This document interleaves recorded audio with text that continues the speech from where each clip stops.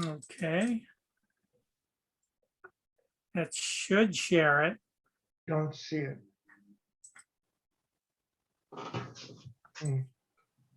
There we Okay. go.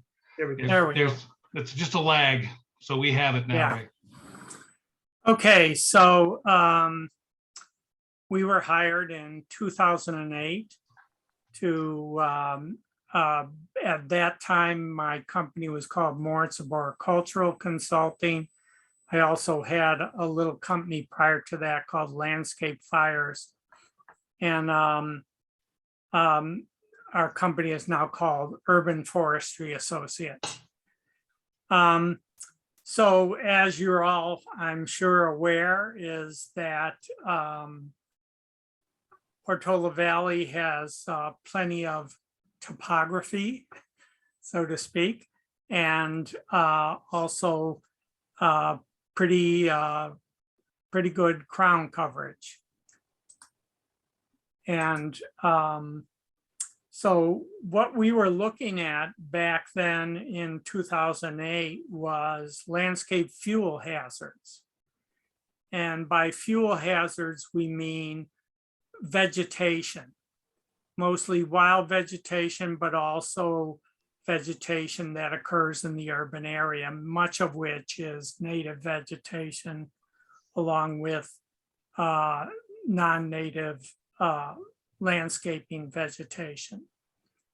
And we did not look at what's called fire risk, which would look at what kind of losses there might be, what kind of damages might occur. We looked only at hazard. And as with where I live, we all have world-class views, but with that topography and that vegetation comes, as we all have learned, is world-class fire hazard. And the topography and fuels working together greatly affect how fire might behave in our environment. The CAL FIRE map at the time and my company's map didn't agree on a number of grounds, but you have to take into mind that Dave Sapsis, who did the CAL FIRE map, had 100 million acres to deal with. He couldn't give the sort of high resolution study and ground proofing that we were able to give to Portola Valley. So that is the basis upon which our two differing maps differ. And the first is that the survey of the area.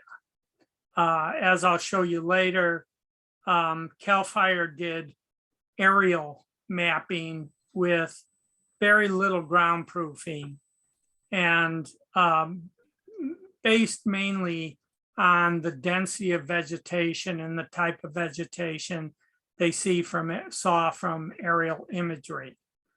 We did a lot of ground proofing over 2 months, truthing, and also studied aerials. So we would draw a tentative map with aerial photography and then go out and look at whether what we were seeing from the air was what we would see from the ground. Second is resolution. CAL FIRE in urban areas had a 20-acre resolution, so that they would group vegetation into 20-acre units that weren't 20 acres or more. Many were excluded. What we did was we had I'm sorry. Did someone say something? Oh, The RMAP had a 5-acre resolution to infinity. We didn't care how many acres a particular area was. We included all of the acreage and then identified the various fuel types. Slope was also, there was a great deal of difference in slope. And CAL FIRE's standard was fuels were grouped into slopes that were either less than 20% or greater than 20%. And as you'll see later, that ignores some very, very important effects of slope on fire behavior. We did 0 to 50 plus percent slopes. If you're not familiar with percent slopes, a 50% slope is if I were walking down the slope, for every foot I walked forward, I would go a half foot down. So that's how percent slope works. The other thing was aspect.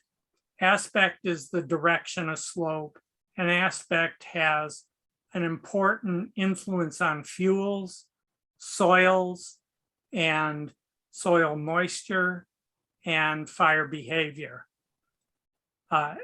Aspect also greatly affects wind movement, even in the absence of fire. CAL FIRE was not able to consider aspect. We considered aspect southeast being moderate, south being high, southwest very high, northwest moderate, and northeast low.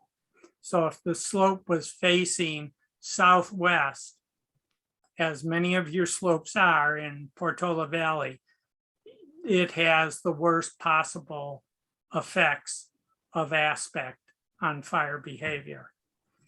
Another thing we looked at was other topographic features such as ascending drainages. Ascending drainages are what firefighters call chimneys, because even in the absence of fire, as the sun rises in the sky and starts heating slopes, winds start channeling up ascending drainages. And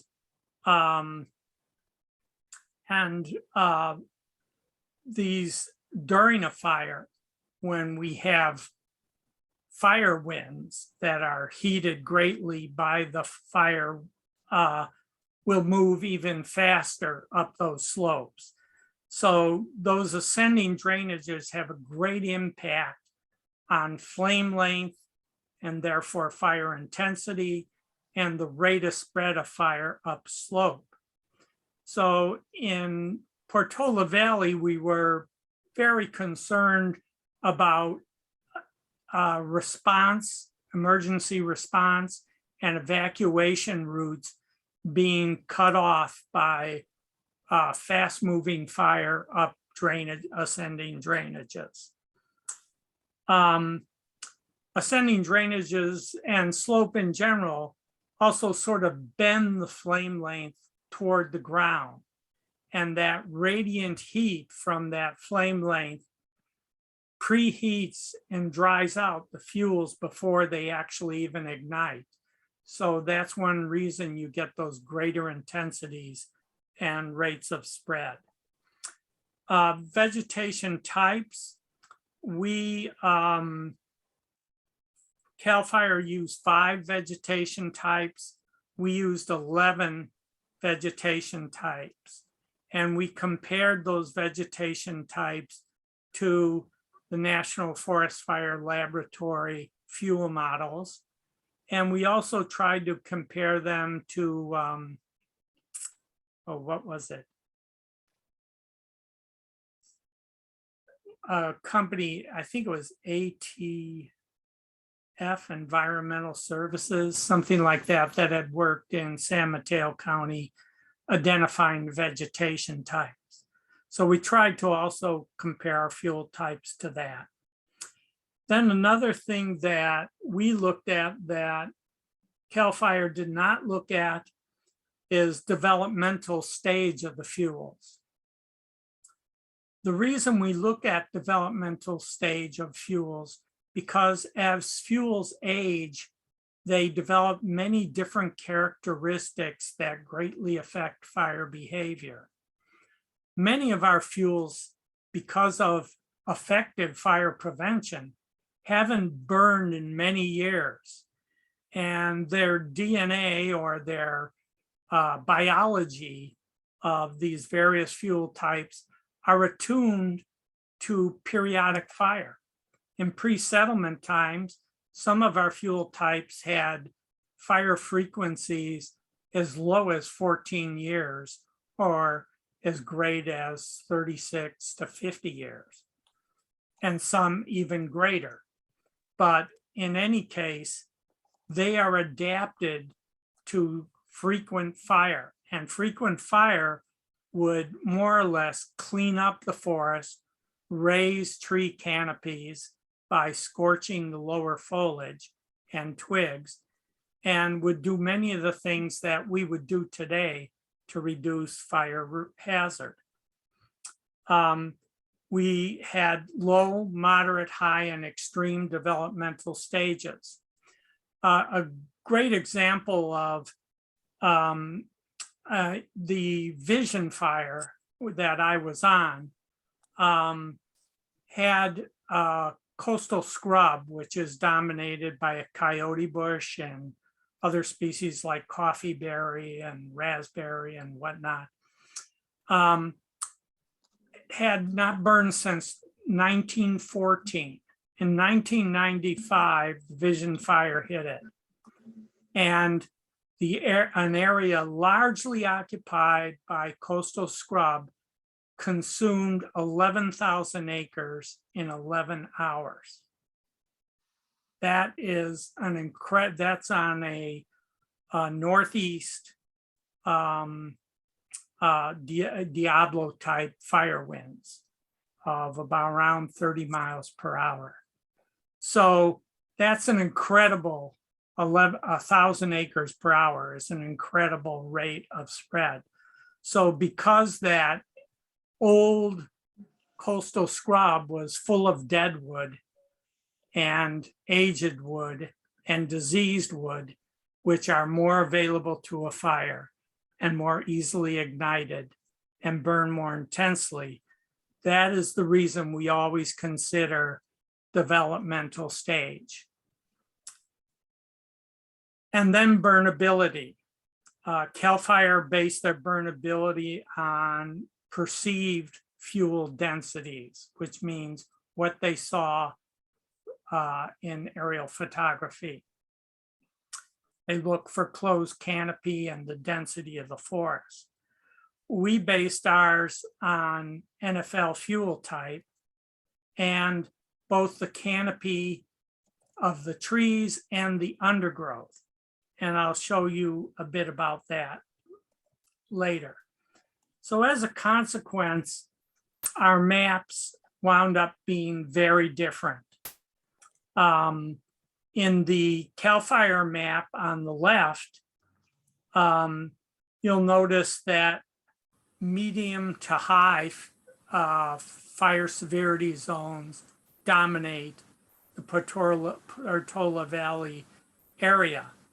I did notice that on some CAL FIRE maps that we had collected at the time, it showed an area that I have outlined with a box here, where CAL FIRE had considered it a very high fire hazard severity zone, but it was not present on this map.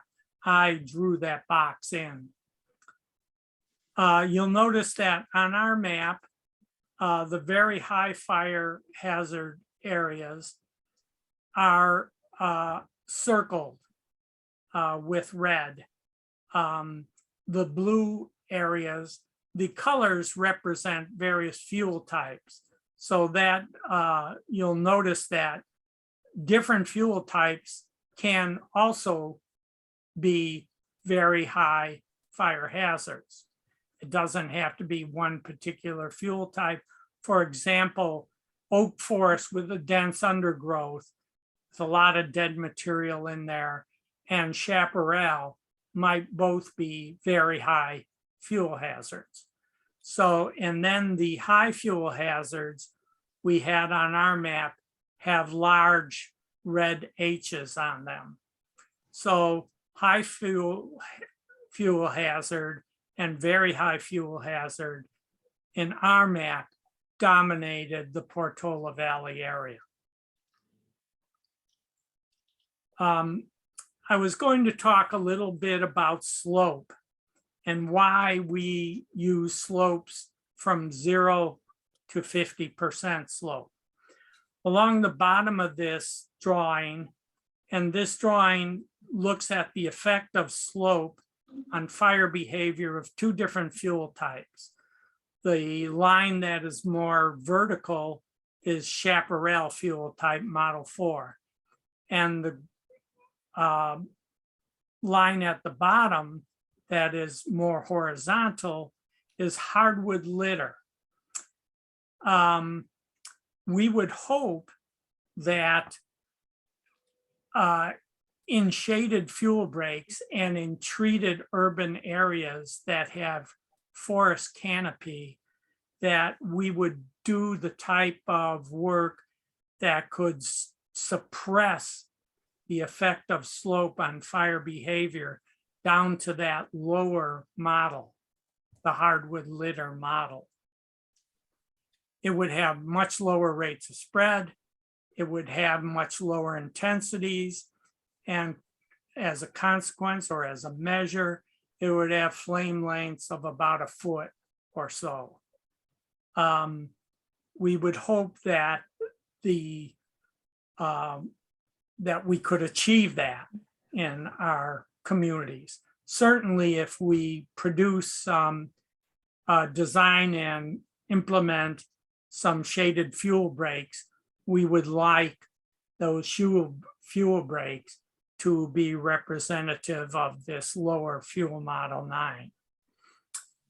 In the fuel model 4, which is the chaparral, you'll notice that at 20%, you have 1,056 feet per hour rate of spread, and that is with 0 wind.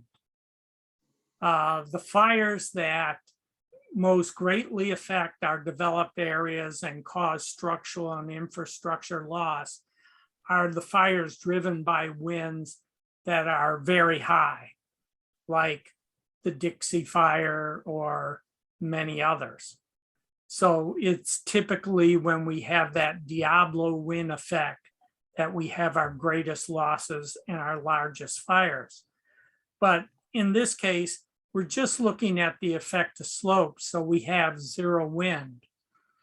So a 20% slope has about 1,000 feet rate of spread per hour, whereas a 38% slope has about twice that, 2,244 feet per hour, and a 50% slope would have a rate of spread under no wind of 3,300 feet per hour, just based on slope. And that's how slope affects fire behavior and spread.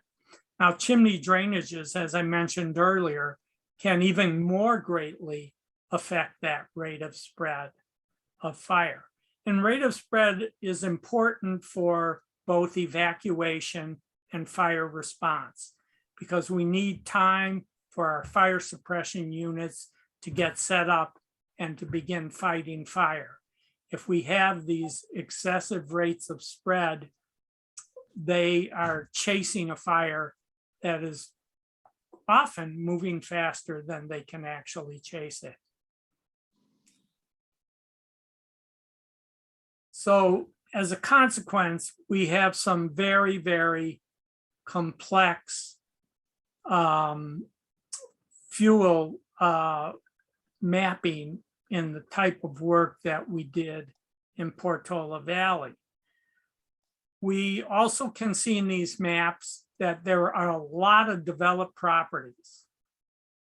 And we do not yet fully understand fire behavior in the wildland urban interface. And what the developed part of Portola Valley, that's what it is.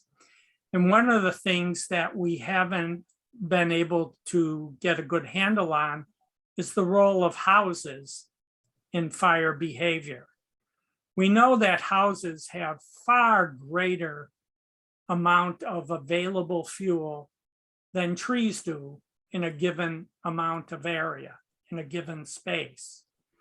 For example, a 2,600 square foot house that is 2 stories, taking up 1,300 square foot of space on the ground, has the equivalent of about 38 trunks of trees, Douglas fir trees, cut up into small pieces and bone dry. So as you can imagine, on the base of the amount of wood used in the framing of the house, the flooring, the roofing, and the siding far exceeds the amount of available fuel that 2 trees standing in that same space would have. So, and since houses don't have living tissue, they have far more fuel. So one of the things in the future we want to get a greater handle on is fire behavior in the wildland urban interface. As I mentioned earlier, we looked at various topographic conditions, percent slope, direction of slope called aspect, canyons, drainages, and ravines, and barriers also. We look at topographic conditions that might be a barrier to fire, such as drainages with perennial water availability, drainages that never dry out during the fire season. Because the vegetation has good access to water, it sometimes becomes a barrier to intense fire and rapidly spreading fire. I mentioned earlier that we did maps in geographic information systems of the slope, and we broke slope into 5 slope classes: 0 to 5, 5 to 15, 15 to 30, 30 to 50, and greater than 50. And if you look up in the developed area, can you see my marker there, my mouse? Yes. Yes. As you'll see up in the developed area, we do have a lot of 50+% slopes, and we have a sizable area of 30 to 50% slope. Those are going to significantly accelerate fire behavior in small areas. But we see we have a lot of changeable topography, which complicates fire behavior and also complicates suppression. When you have all that varying topography, it greatly inhibits the efficiency of suppression and evacuation. You'll see in the hills of the Portola Valley area to the southwest, we have many more, a greater dominance of 30 to 50 and 50+% slopes. So that area is much more, the slopes much more affect fire behavior. In terms of aspect, you'll see you also have the problem that in Portola Valley, our developed area has, to a great extent, the southeast to southwest aspects.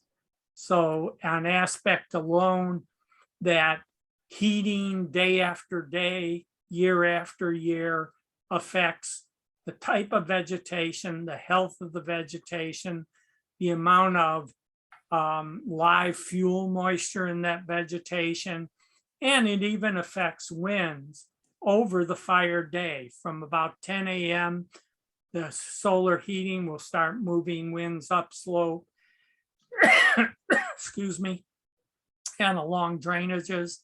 And then by 1 o'clock in the afternoon to about 5 o'clock in the evening, it starts accelerating those winds progressively more, even before fire is present. If we use aerial photography alone, I talked about how we felt because we had a limited area and the time to do it, the importance of ground truthing what we see from the air. We see a relatively maybe 90% closed canopy forest here. That's a pretty dense forest. When we go to the ground, it might look like this, in which case we've got a pretty hazardous, very high hazardous condition, because the burning of this subcanopy, this dense subcanopy, which also is around 90% coverage, and the ground fuels will preheat the canopy and help fire to jump into the canopy and sustain a canopy fire, which is much more difficult to suppress, is emitting much, much more energy than a ground fire. And as a consequence, is very difficult to extinguish.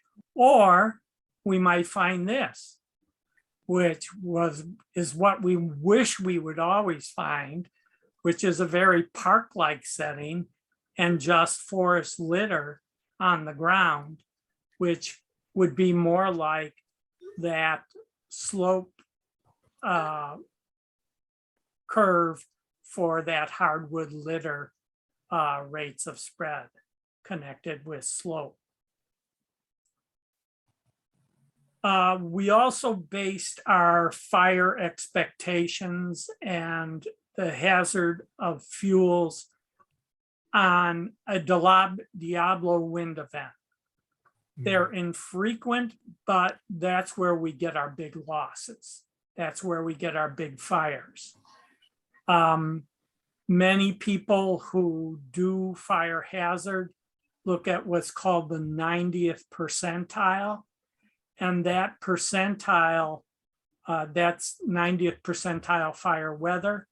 That percentile is based on either of two things, depending on the state or even the region that it is being calculated. It could be based on the entire year of weather, or it could be based on the weather over an entire fire season, starting perhaps in June and ending in November. Or it could be based on the end of the fire season, more like August to November. Those various spans and that data within those spans can greatly affect what the 97th percentile fire weather is. We prefer, because we feel that underestimates the types of fire weather conditions that cause the greatest problems and the greatest losses, that we need to use 30 miles per hour wind and 80 degrees temperature as our standard. Fuel moisture also plays into that, and a number of other things. In case you don't understand what causes these Diablo type winds. Oh, It's when we have a high pressure system or descending air in the Great Basin. And that starts pushing winds out in all directions. In California, what it does is it pushes it toward the Sierra Nevada. And then as it moves over the mountains, it loses a great deal of its moisture content. As it comes down the mountains, it compresses again, gaining heat. As it moves across our Central Valley, it gains even more heat. And then by the time it gets to us near the coast, we've got high winds with low relative humidities and high temperatures. And that's what we call the Diablo wind event in Northern California and the Santa Ana wind event in Southern California. In Colorado, we call them Chinooks. And with that recent Colorado fire, where we had winds of about 100 miles per hour, that was that type of wind event. But it goes in the opposite direction from our Diablo winds. Any questions?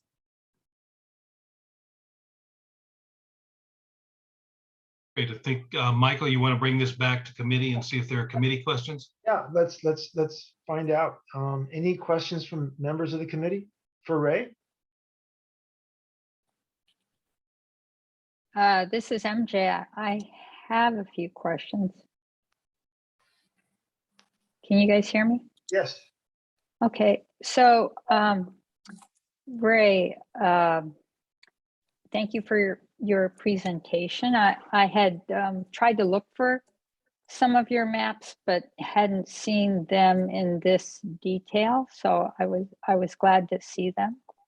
I did read your report, and I was wondering, you characterized the high and the highest fire behavior rankings. For all of them, you characterized them as areas with heavy undergrowth. I was wondering in areas that were neighborhoods that had buildings and stuff, since your work was done back in 2008, and we have been pushing for neighbors to, work on their properties, and also the town has been working very hard on mitigating the major evacuation routes. I was just wondering, how much would the rankings change of high or highest if that undergrowth were mitigated? For example, the Conservation Committee, and welcome very much to Nona, but they put together a great document that tells people how to work with the understory and still, conserve native habitat. So if people start working to those recommendations, how would that help?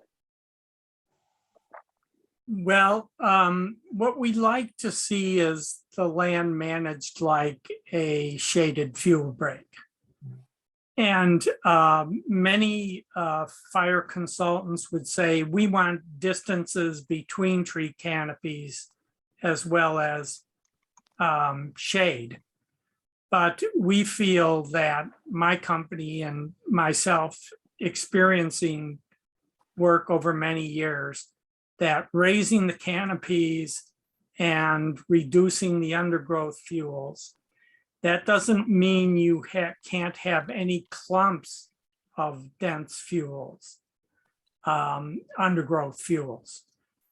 Some is needed for habitat. Some animals and both mammals and birds don't reproduce without some dense clumps of undergrowth. But if you limit those and provide space between them, they're unlikely to sustain a canopy fire.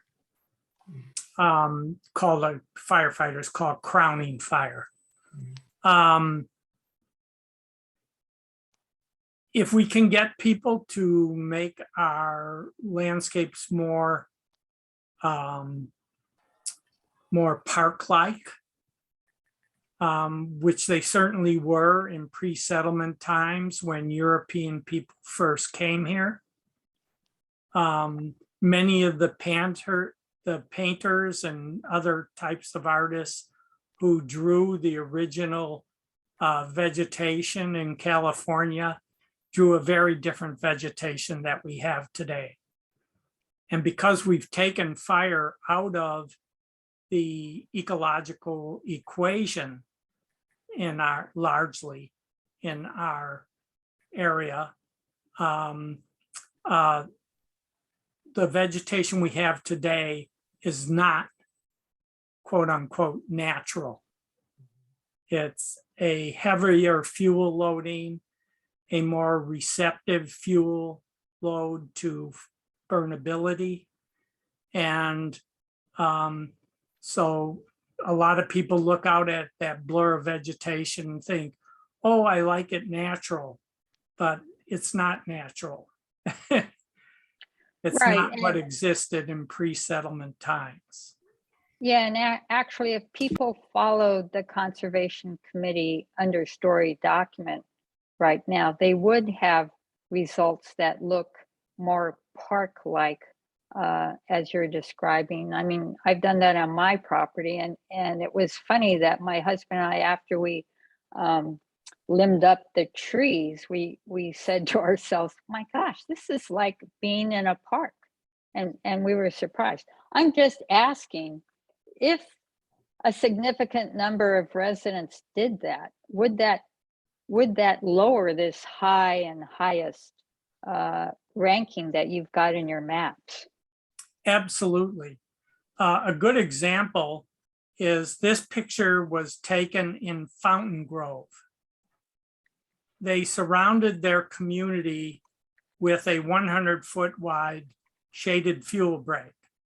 Ray, I'm sorry, you're not sharing right now. You want to reshare Oh, your I'm picture. sorry. Sorry about that.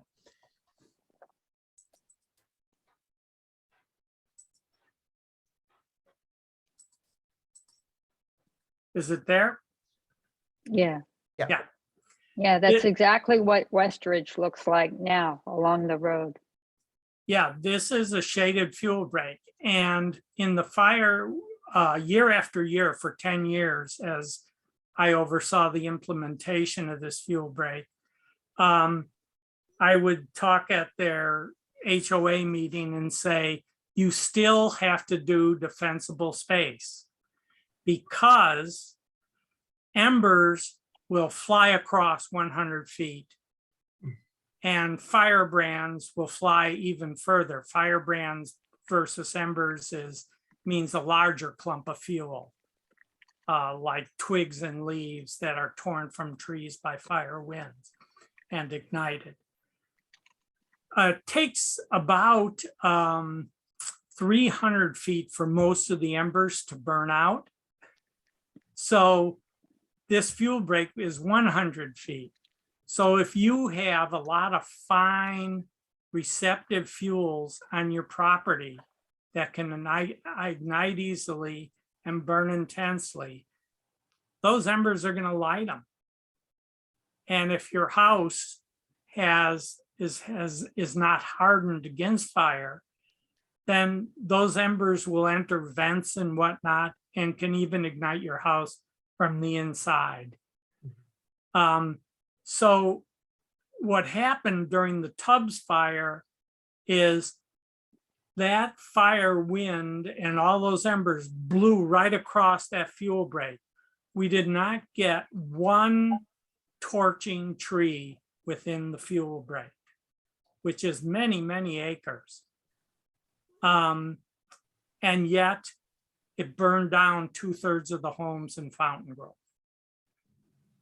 And those homes had hardened type siding because they're into that Tuscan look. So they use a lot of stucco, but still the fire took down most of the homes in the community.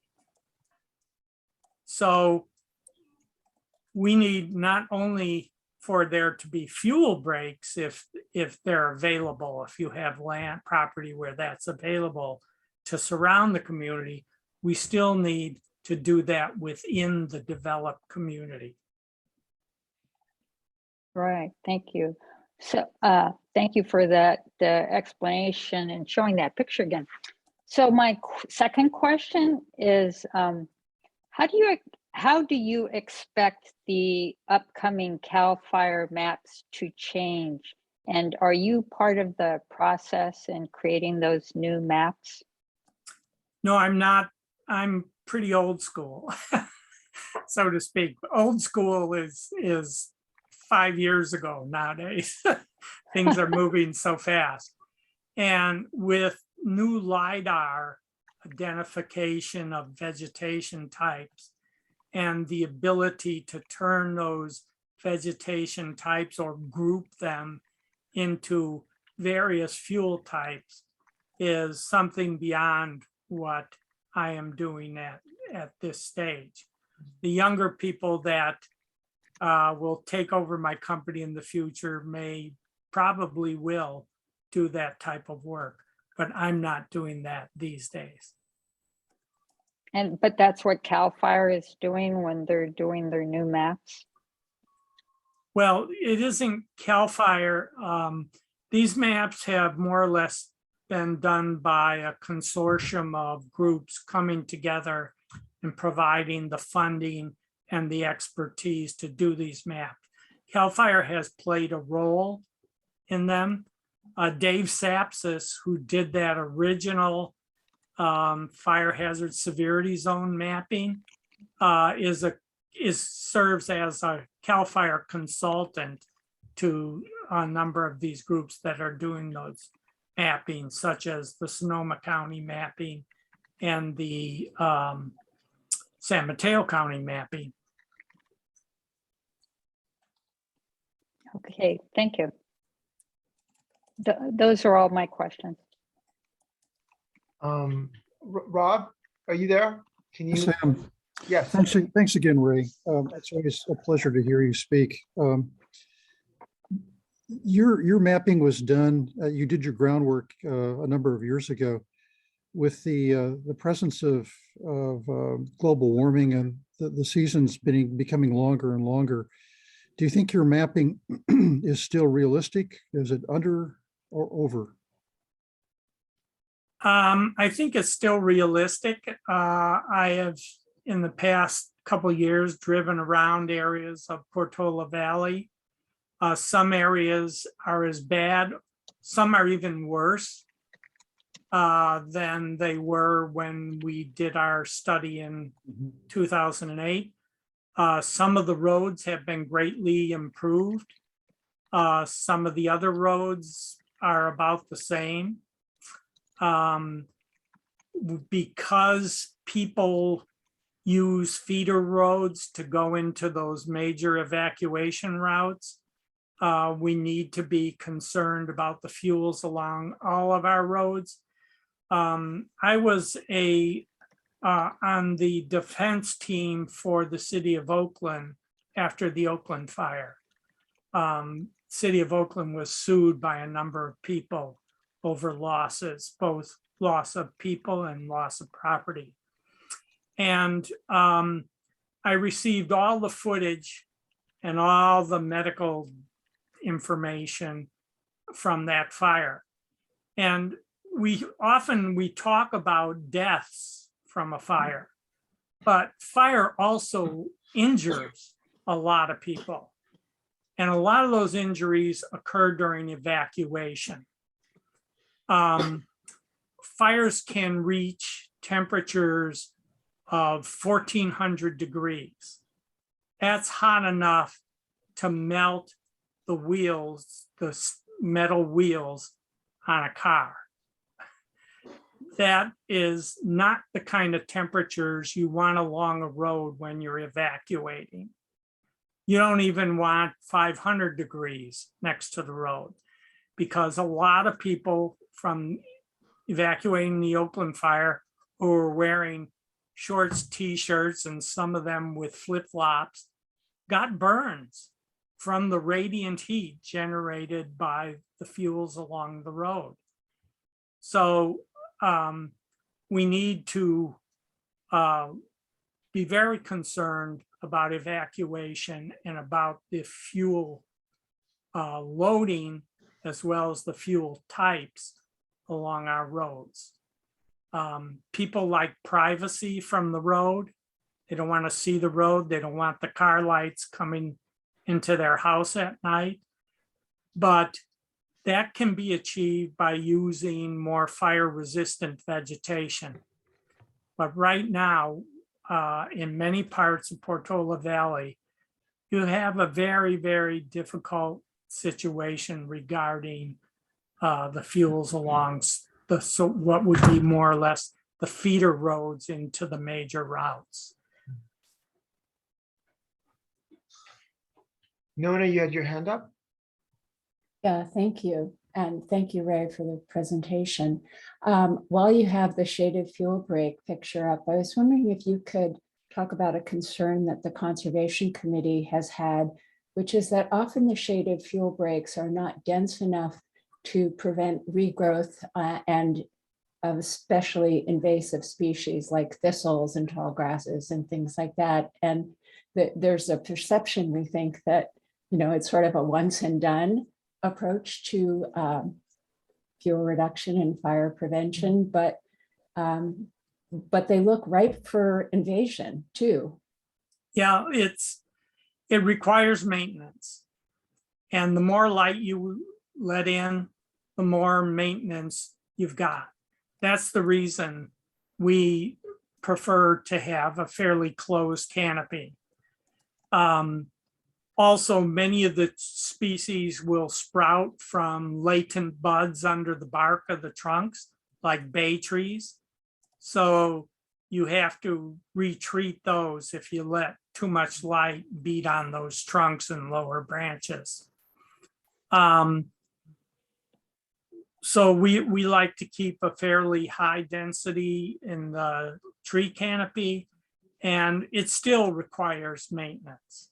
There's still growth underneath the canopy, but less so than would be the case if you open it up too much. A good example was I got applied for and got a $240,000 grant from the National Park Service for a community in Inverness, California, to do fuel management after the Vision Fire. And this was back in '95 or so. And they did a great treatment. It looked wonderful, and they haven't done a damn thing since. So it's kind of frustrating to see $240,000 flushed down the drain. And so you're right, maintenance is definitely needs to be part of the equation. I wonder if I could just follow up and ask, what about the role of native understory vegetation that are ground cover? So say native irises or mints or things that stay quite low and stay mostly herbaceous. I like to see use of more fire resistant species in the understory if you're going to have understory plants. And obviously things like irises are pretty fire resistant. And many of understory plants, such as many of the ferns, which if left alone will accumulate a lot of dead fern material that can feed a fire. But you can mow them down and they'll sprout right back.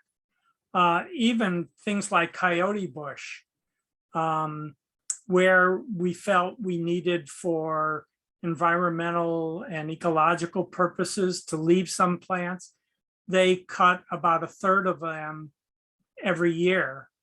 And then there's a 3-year period where all of them have been cut within 3 years, and they just resprout.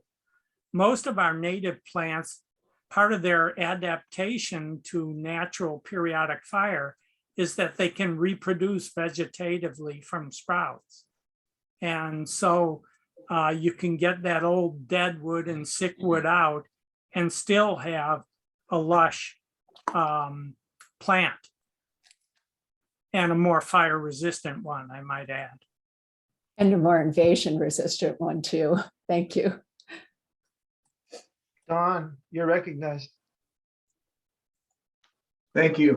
A couple questions. I'll stick with the topic that we're on first right now. And a question for you, Ray, it would be, is it true or isn't it true that when you create these shaded fuel breaks, yes, there is maintenance involved, but isn't that a decreasing timeline over a period of about 3 to 4 years where it becomes less and less if you continuously maintain that area and you get less and less growth? Absolutely. Good example. I couldn't find a picture of it right this second, but across the road from me, there's a hydrant. And there is a wedge of land, a property that was owned by someone in the past, but wound up being owned by the state now, or either the state or the county, because nobody pays taxes on it or anything. So I went and asked if I could treat it, because I want an engine to be able to pull up and pump from that hydrant and not ever have to move. Mhm. And the town and the county and the states all said, we don't care, go ahead. So it was heavy brush undergrowth.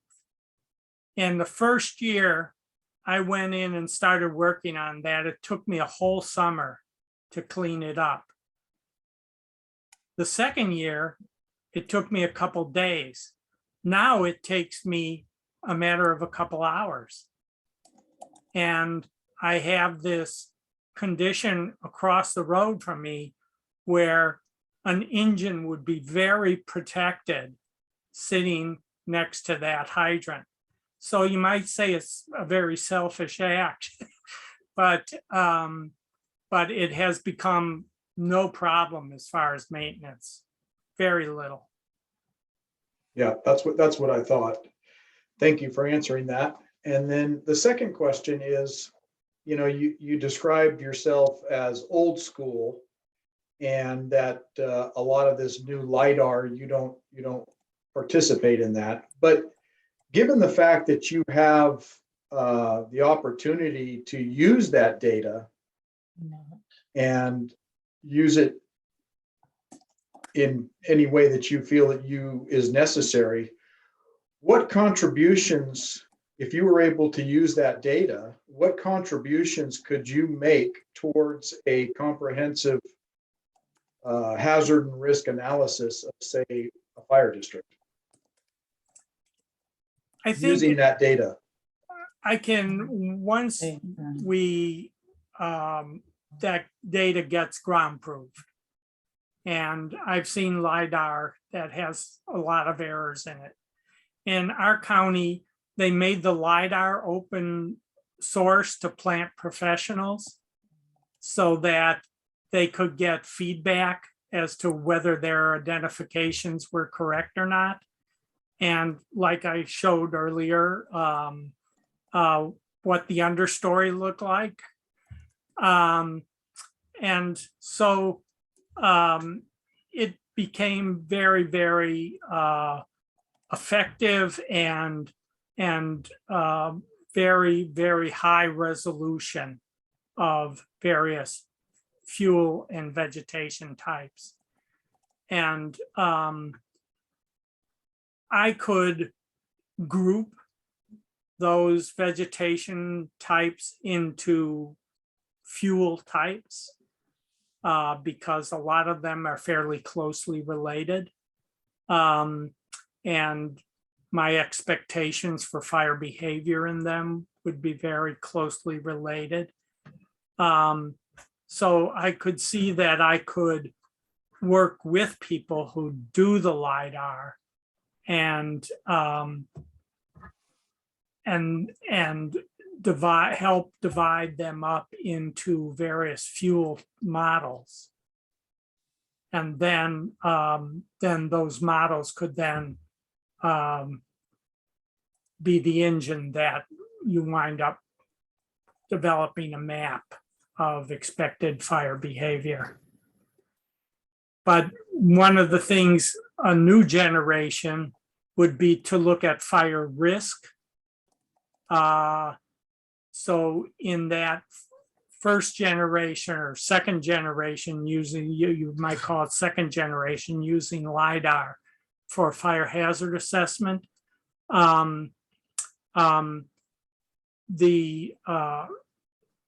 We look at hazard, and then we might have a new generation that looks at risk, that looks at the assets at risk. One of the things as an urban forester I do often is look at risk assessments of trees. If a tree has a structural defect that makes it likely to fall, if it's out in the middle of a forest and has no target, it's not a hazard. And if it has a target of value, people or property, then you can either treat either the tree or the property or both. In the case of fire, what we like to do is treat both. We want to treat the hazard and treat the target. And so we need to start looking at fire risk to assets of value. That includes both infrastructure and homes and people. And so risk analysis would be great. And then sort of a fourth generation might be we need to get a handle on what homes are contributing to fire. When we harden homes, we're denying that energy to a wildland urban interface fire. If we can keep our home from being ignited and burning, we're denying that fire that fuel. And believe me, there's a lot of fuel. I calculated one, before I ever went to college, I was a carpentry contractor. So I looked at how much I bid a house, more or less, or calculated the amount of materials, did a materials calculation. And the average size house generates about 300 million BTUs to a fire. So we want to deny that from a potential wildland urban interface fire. So we do that both by treating the fuels around the house and hardening the home. And, but we've got to get a handle on just how much that the houses. Recent research shows that proximity of another home to a home being lost is one of the dominant factors in structure loss, is the proximity to another home. That's one reason I'm very concerned about SB 9, because they're greatly reducing the setbacks and increasing the number of living units on a property. So that's going to affect evacuation. That's going to affect property loss. That's going to affect people loss. If we have substandard evacuation routes, like in my community, practically all the routes are substandard. If they're a challenge for us today, if we double the number of people up in the wildland urban interface, it's going to be a bigger challenge, a way bigger challenge. So living with fire, as CAL FIRE likes to call it, is going to involve both structure hardening to deny those fuels to a fire and treating of vegetation, both that around the homes and perhaps in open space areas. When I came to California, I had worked on the pine restoration project of the northeastern pine forest. And what we did was reintroduce fire, because fire had been denied and the forest was disappearing because of a lack of fire. I moved to California, and all the great famous fire ecologists were out here in California. I arrived here with great anticipation of using fire as a tool, as well as suppressing it. And nothing was happening. I was totally shocked, because people like Harold Biswell have been sounding the alarm in the late 1950s about the mega fires of the future. And here we are today, just first starting to seriously use fire as a tool. So we're going to have to, in our open space areas and stuff, use some tools to reintroduce fire to the ecological equation. And that will reduce the threat to our developed environments. So Ray, thank you very much for that. I mean, extremely informative. There's so many different takeaways. One of the things that I definitely noted was from the pictures you described, the committee's done a lot of work over the past 2 years on steep slopes and trying to make the risk obviously less, given all the data that you presented regarding the risks that steep slopes present to the town.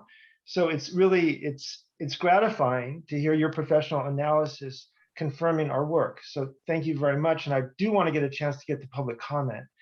And can we do that now? I don't see any hands, but let's open it up to the public.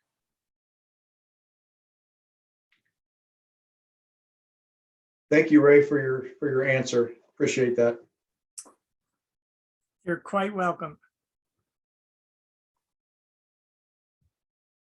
Ron Eastman. Yeah, hi Ray.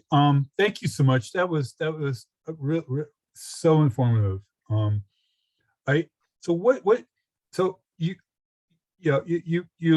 mentioned you say the greatest climactic conditions, the climactic conditions which cause the greatest which occur most of the time when we have our big wildfires in California, or the Diablo winds, or the Santa Ana winds. But the thing that has woken, the fire that has woken so many of us in this community was the CZU complex fire, which wasn't a Diablo wind event. It was a dry lightning fire. So what is that? So would your analysis be, you know, when you look at an area for fire risk, would it be the same as the conditions that gave rise to the, because that was a lightning fire, I believe. Or a dry Yes, it lightning was fire. multiple lightning strikes. And like I said, people like Biswell at the University of California, Berkeley, and Van Wagtendonk in the Sierra Nevada were predicting these mega fires in the 1950s because of fuel loading and fuel architecture, not because of climate change or because of an expanded period of Diablo type winds. The technical phrase is phone winds. So they were saying, and quite rightly, that the fuel complex alone is going to lead to mega fires, even without considering Diablo winds or climate change. Now, with the climate change, we're getting more days of Diablo type winds and low relative humidity periods, high temperatures. And so we're expanding the window of extreme fire behavior. And now it's obvious to us all since 2017, even 2015, that year after year, we are experiencing those extreme fire behaviors with extreme size of fires year after year. A new record busting fire occurs. So we're really going down a very serious road. But the CZU did have gusts up to 45 miles per hour. That complex did have rough topography, although it did cover areas that had fairly gentle photography. So it does occur in gentle photography. Because you're at the bottom of a slope doesn't mean it's not going to affect you. We saw that in the Oakland fire. It blew downslope and hit the Parkwoods apartments and went across in Highway 24 into Oakland in a flash. And it took out all those valley bottom houses as well. So as we see in Coffee Park, as long as you're within a reasonable distance of rough topography, you still need to be concerned. Thank you. Rusty? Thank you, Michael. I just wanted to thank you very much, Ray. I want to just clarify a couple things, be sure I understand this correctly. As we move into a world of LiDAR, and we're using LiDAR as a basis to measure or detect vegetation on the landscape, all LiDAR is doing, correct me if I'm wrong, I want to understand this right. All LiDAR is doing is giving us a readout on the vegetative fuel sources on the landscape. Is that right? That's correct. Often the maps will show the presence of a structure. It shows the structure, but it doesn't tell you anything about the fuel content of the structure, right? Right. It doesn't tell you about the siding, the roofing, anything about it. So if we're basing a hazard assessment simply on LiDAR, we're only looking at the portion of the fuels on the landscape that are vegetative fuels. Is that right? Correct. But there are other fuels on the landscape. There are vehicles, there's storage tanks, and there's a lot of structures. Those are all fuels, right? Even wood fences. We found in the Tubbs fires and the Lake County fires that fences play a major role in fire spread. They act more or less like wicks. And barns and sheds, all kinds of decks and lean-tos and And gazebos. and piles of trellises. brush that get dumped and So all those structures, they're fuel sources on the landscape, right? absolutely. Okay. And many of them in a home are bone dry. So they're not just at risk, they're also part of the hazard that creates a fire fuel complex. Yeah, that's the reason we need to get a handle on the contribution of homes to So I want fire. to come back to a question that Don asked you. So going forward, what do we do to get beyond looking just at the vegetative fuel hazard? How should we think about looking at integrating an analysis that doesn't look only at vegetative fuels, but looks at all the fuels on the landscape and assesses the hazard that creates? One of the things that is very concerning about structure fuels is that the residence time of the fire is much greater. Like in a forest fire, it hits a pine tree and the tree goes whoosh, and then there's some embers blowing around, and that's it. In a matter of seconds, a tree is the available fuels in a tree, or the immediately available fuels are consumed and it's over. Whereas a house can burn for hours, emitting radiant heat that starts gasification from vegetation and from other houses. And though that gas that is produced from that radiant heat, then it only takes a spark to ignite that gas and bang. the next house goes down.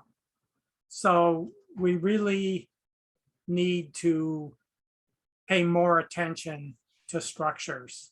And it's going to be far more complex, but with computer power we have these days, I think we can learn to deal with the complexity. If we put structures closer and closer together to one another, do we exacerbate the hazard? Yeah, radiant heat drops off relatively quickly with distance. And that's why I was saying I'm concerned about SB 9 saying you can have a 4-foot setback. That's crazy from a structure to structure fire perspective. That's going to be a big problem. And I don't think the writers of that, they were so narrowly focused on providing more housing and more affordable housing that they ignored all the other factors that they needed to look at. Thank you. Karen, Hi, I had a question also about the new technology coming in and LiDAR. And for those of us who do have backyards that are pretty much look like parks and maintain our stuff, it seems like the LiDAR will be inaccurate. Is it possible, does the LiDAR just really check the canopy? Is there any technical way that they can check that the understory is cleaned up? They can, it's more sensitive to depth, like canopy depth and the lower canopy depth. It's more sensitive to some structural aspects of vegetation, but as they say in the computer world, garbage in, garbage out, you still have to do ground truthing. In my town, we have some stands of redwood and sizable. And I got my LiDAR and they were labeled Douglas fir. The difference in fire behavior in a mature Douglas fir forest versus a mature redwood forest is day and night. And so that would not have been useful. So you still have to do ground truthing. One follow-up on that, can LiDAR tell if it's a eucalyptus tree versus an oak tree? Or is that all ground proofing again? Excuse me.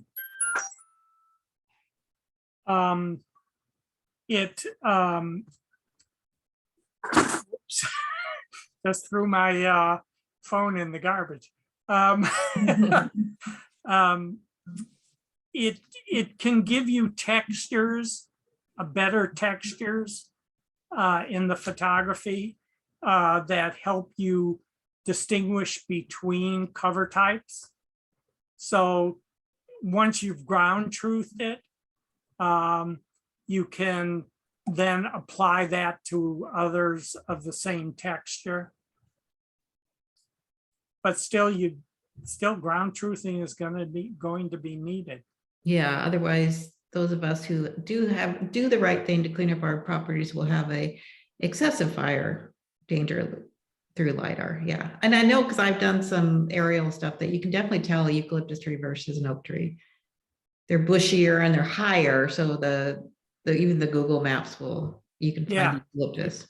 Yeah, they're definitely tend to be higher. There are 650 species of eucalyptus, but generally we have just a few species around here, and you can tell them apart. But still, you want a ground truth, because even a eucalyptus forest can be made relatively fire resistant. Eucalypts are self-laddering because of some of the species, and our most dominant species, the blue gum, has exfoliating bark, and fire can climb. And the bark actually has more BTUs per pound than the wood does, far more, about 3,000 more BTUs to the pound. So it can climb that loose bark and ignite the canopy fairly easily.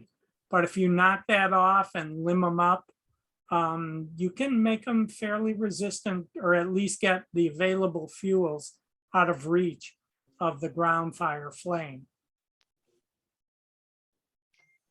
So I don't see any further hands. I And I have Dale, a hand, excuse me, I can't raise my hand apparently. May yeah, I because go ahead? I don't see your hand raised, so that's why I didn't recognize you. Uh, Is this um, Bob? Yes, this is. Okay. May I speak? Ray, thank you very much for your presentation. I found it really, really interesting and valuable. I was interested in what you had to say about the fuel loading during an evacuation and the radiant heat that could be caused by that burning, impacting the evacuation routes or injuring people along the way. Would you say that Portola Valley already has issues with the main roads here, which would be, I guess, Alpine and Portola? Alpine's doing pretty good. I haven't seen Portola recently, but I've gone up in the hills somewhat, and some of the roads look much improved and others look pretty much the same. So like I say, some of these smaller routes need to have the same attention. I see. One of the things we've learned with recent fires is when I do my fire walks, I go around and do fire walks in communities, small areas, and the homeowners are all informed, and many of them come out, and then we walk along and just look at fire issues. And one of the things I've discovered is I do a little sort of a runway clothing, a clothing runway demonstration. What to wear to a fire. Like I said, so many people who had shorts and short sleeve shirts got second-degree burns in the Oakland fire. Many people. And you never heard about them. You heard about the 25 deaths.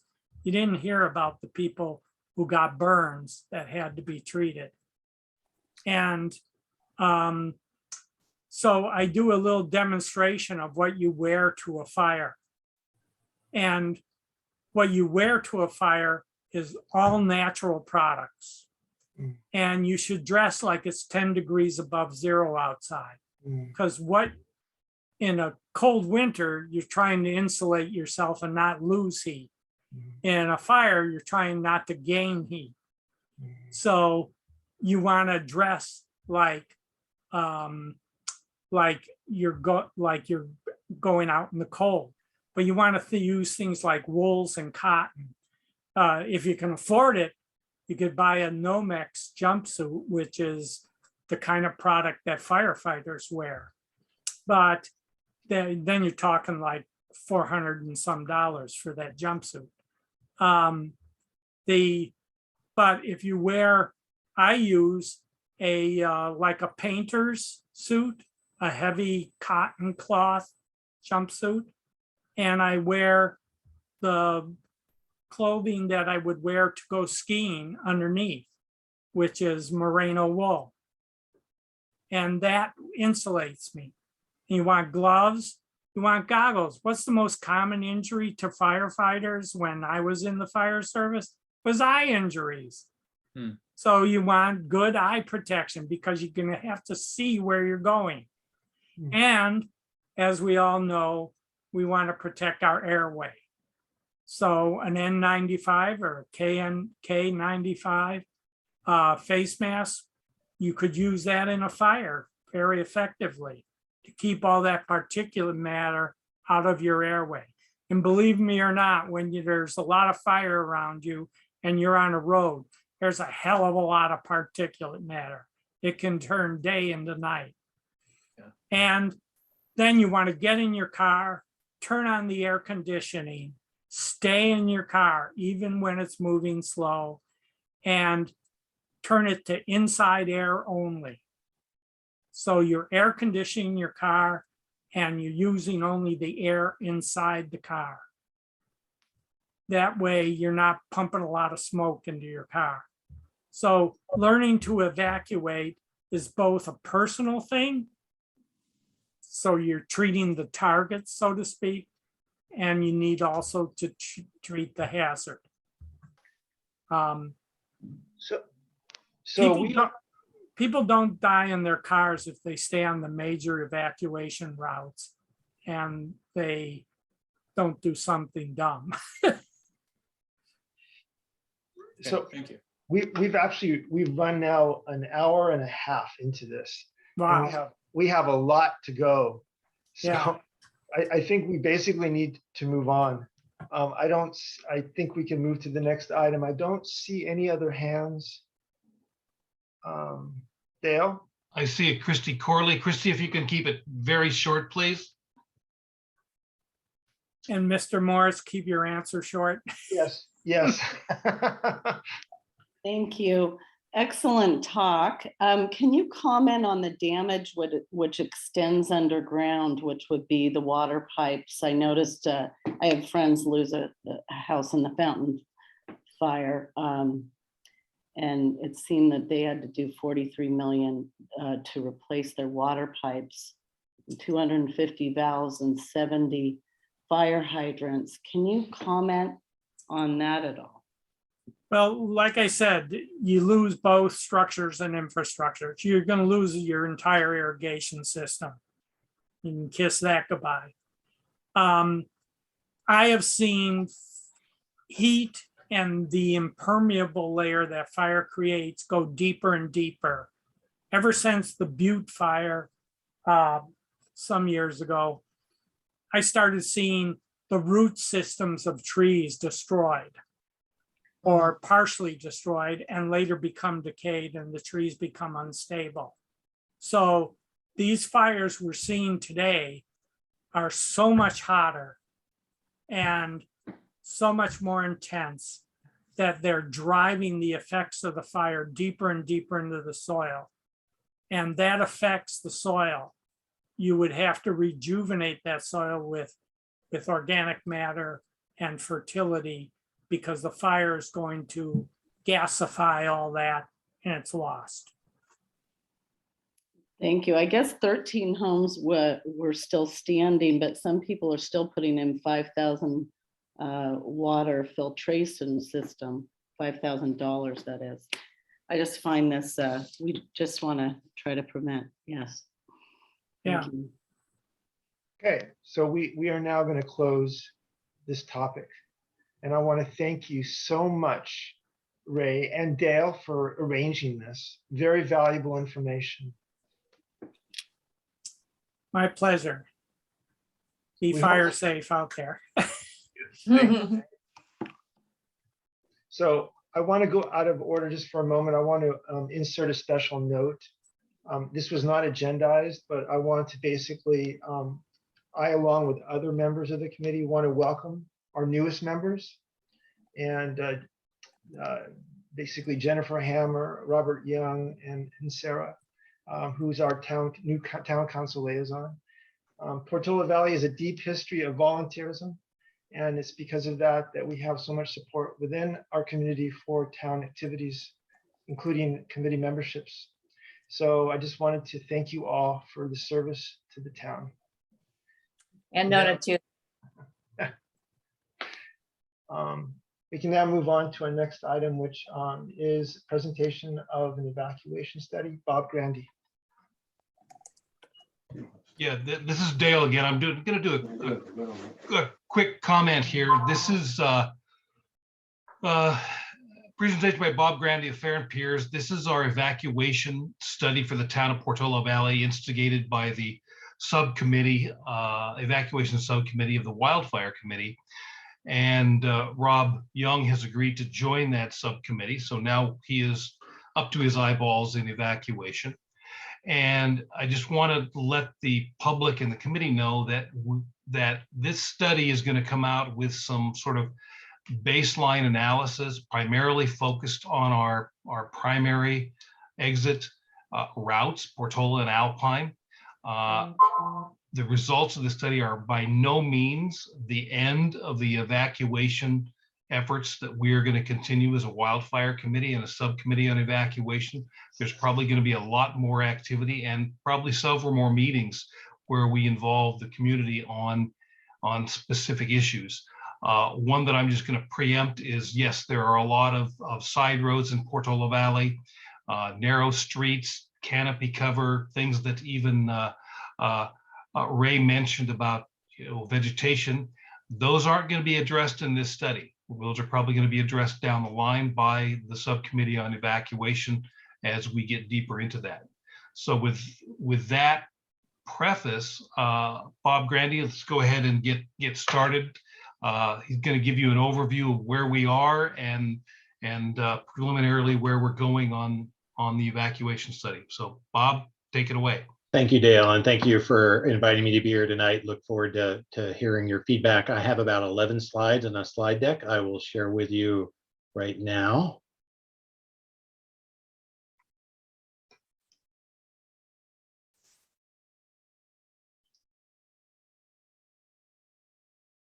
So before I dive into the presentation, I wanted just a little bit of background. The evacuation, I would say the last 2 years has been a pretty steady ramping up of evacuation planning throughout the state of California. And this year in particular is peaked in terms of evacuation planning that many communities are doing. And that's largely from a transportation evacuation standpoint been driven by two pieces of state legislation. One called the Senate Assembly Bill 747 and one Senate Bill 99. The first of those two bills, well, both of them together require that jurisdictions do analysis of evacuations and document that in their safety elements, especially if they have not done a local hazard mitigation plan previously. There is a requirement that communities do this analysis and disclose that information in their safety elements. And the city is undergoing an update of the safety element process. What I'm going to talk about tonight is largely the wildfire evacuation study, which is intended to, which will be addressing the AB 747 requirements. And those requirements are that the city identify major evacuation routes, analyze the capacity of those routes under different evacuation scenarios. The second element I'll briefly chat about is the Senate Bill 99. And that is that bill requires that cities and counties look at residential streets that only have one access egress route or clusters of parcels within residential streets that are located in high hazard areas, and disclose where those areas exist. So that's just a brief introduction. I think both Dale and Ray mentioned what is happening with CAL FIRE in terms of the anticipation of new fire hazard maps. They are also working on updates to fire safe regulations, including some updates that will affect streets. Those we thought might come out last year, so we're not exactly sure on when they'll be released, but we anticipate the first half of the year those might be released. And then additionally, OPR, the Governor's Office of Planning and Research, will be releasing some guidance on how to do these studies sometime in the spring, draft guidance, and that guidance will be finalized later in the year, which is to say that we're in the middle of a process, and that process will be seeing additional information that will be coming to us during the course of the process. And so we'll bring that to both the committees and the community and let you know when that occurs and how that may or may not change the work that we're doing. So with that introduction, and let me know if you have any problems seeing the slide deck. But I thought talk briefly about the study purpose, and the first 3 bullet points relate to the evacuation study. The last bullet point relates to the SB 99 residential street, what we're calling accessibility analysis. So in terms of the purpose of our evacuation study, we will be doing traffic simulations of wildfire evacuation scenarios. I'll talk about that in just a minute. Those simulations will identify evacuation time estimates, or ETEs, and bottlenecks on the major routes. And then that information will allow us to come back to you with some strategies and projects that can be identified to improve the roadway performance during evacuations. So those first three bullets really capture the evacuation study. The last one is that the residential street accessibility analysis, and you'll see this surface in discussions related to the safety element update, identifies constrained groups of parcels with limited ingress and egress in hazard areas. And there's essentially 4 different types of hazards we'll be looking at. Wildfire is the first, in addition to earthquake, flood, and landslide. So you'll be looking at areas that are mapped as having those high hazard areas and overlaying that with parcels that have groups of parcels that have limited access and egress. And that somewhat relates to what Dale was mentioning about future work of the committees. I think will be in both of these areas. This is a little bit about just background land use information that we take into account as we're thinking about the evacuation study. The map on the left from the comprehensive plan really illustrates that much of the demand for evacuation comes from the households. This map on the right, which shows the zoning, really shows the concentration of those zoning and parcels in the town. We identified a series of evacuation routes, and these are ones that I think you would anticipate. I don't know that there would be any surprises about these being the major evacuation routes, and they're ones that we would be looking at the capacity in terms of what AB 747 requires us to do, and then looking for improvements along those routes. This is a map that illustrates some recent work by the County Department of Emergency Management, where they've been identifying traffic control locations where county sheriff and other first responders would be sent, depending upon the location of a wildfire, that could be sent to any of these locations. And so wanted to share this map with you and show along the major routes where there could be, again, depending upon where the evacuation is occurring and where the wildfire is, sheriffs to manage traffic at these locations. This is not to say that the only location, because there's certainly incident commanders, and will make decisions if there are other locations that need that kind of traffic control. But this is kind of a starting point in terms of identifying where candidate locations where officers would be sent. So I want to talk briefly about 2 evacuation scenarios that we've been having discussions with the committee members, some of the committee members, and a working group. We have a working group that we've met twice now with the Woodside Fire Protection District, sheriffs, and the Department of Emergency Management, as well as some town representatives have been having discussions. And this is something we very much appreciate your feedback on. But essentially, we're talking about looking at 2 scenarios that, in terms of evacuation, the first assumes that a fire closes access to Alpine at 280, and that the key evacuation routes are Portola to the north and Arastadero to the south. And I'll show you a map in just a minute. And the second is one that closes Portola Road at Sand Hill more to the north and forces the evacuation more to the south along Alpine and Arastadero. And just to this sort of map shows evacuation scenario 1, which assumes a fire closure, as I mentioned, at Alpine at 280, and would evacuate south on Arastadero and north on Portola up to Sand Hill and through Woodside. The second evacuation scenario, as we mentioned, kind of assumes a closure of fire more from the north that would close the access of Portola and Sand Hill, and that your key evacuation routes would be Alpine and Arastadero. And these are what we're kind of calling stress tests of the network. In other communities that we've looked at, we haven't assumed these kind of closures in the base scenario. We've typically just looked at the full network availability, but the committee felt it was important to look at a couple of worst case scenarios to do our initial analysis. And so that is the scenarios that we've identified. A bit about evacuation demand. We're looking at a time period where a fire would start either very late evening or early morning. And the evacuation orders would start about 6 a.m. So it would be in that early morning time frame.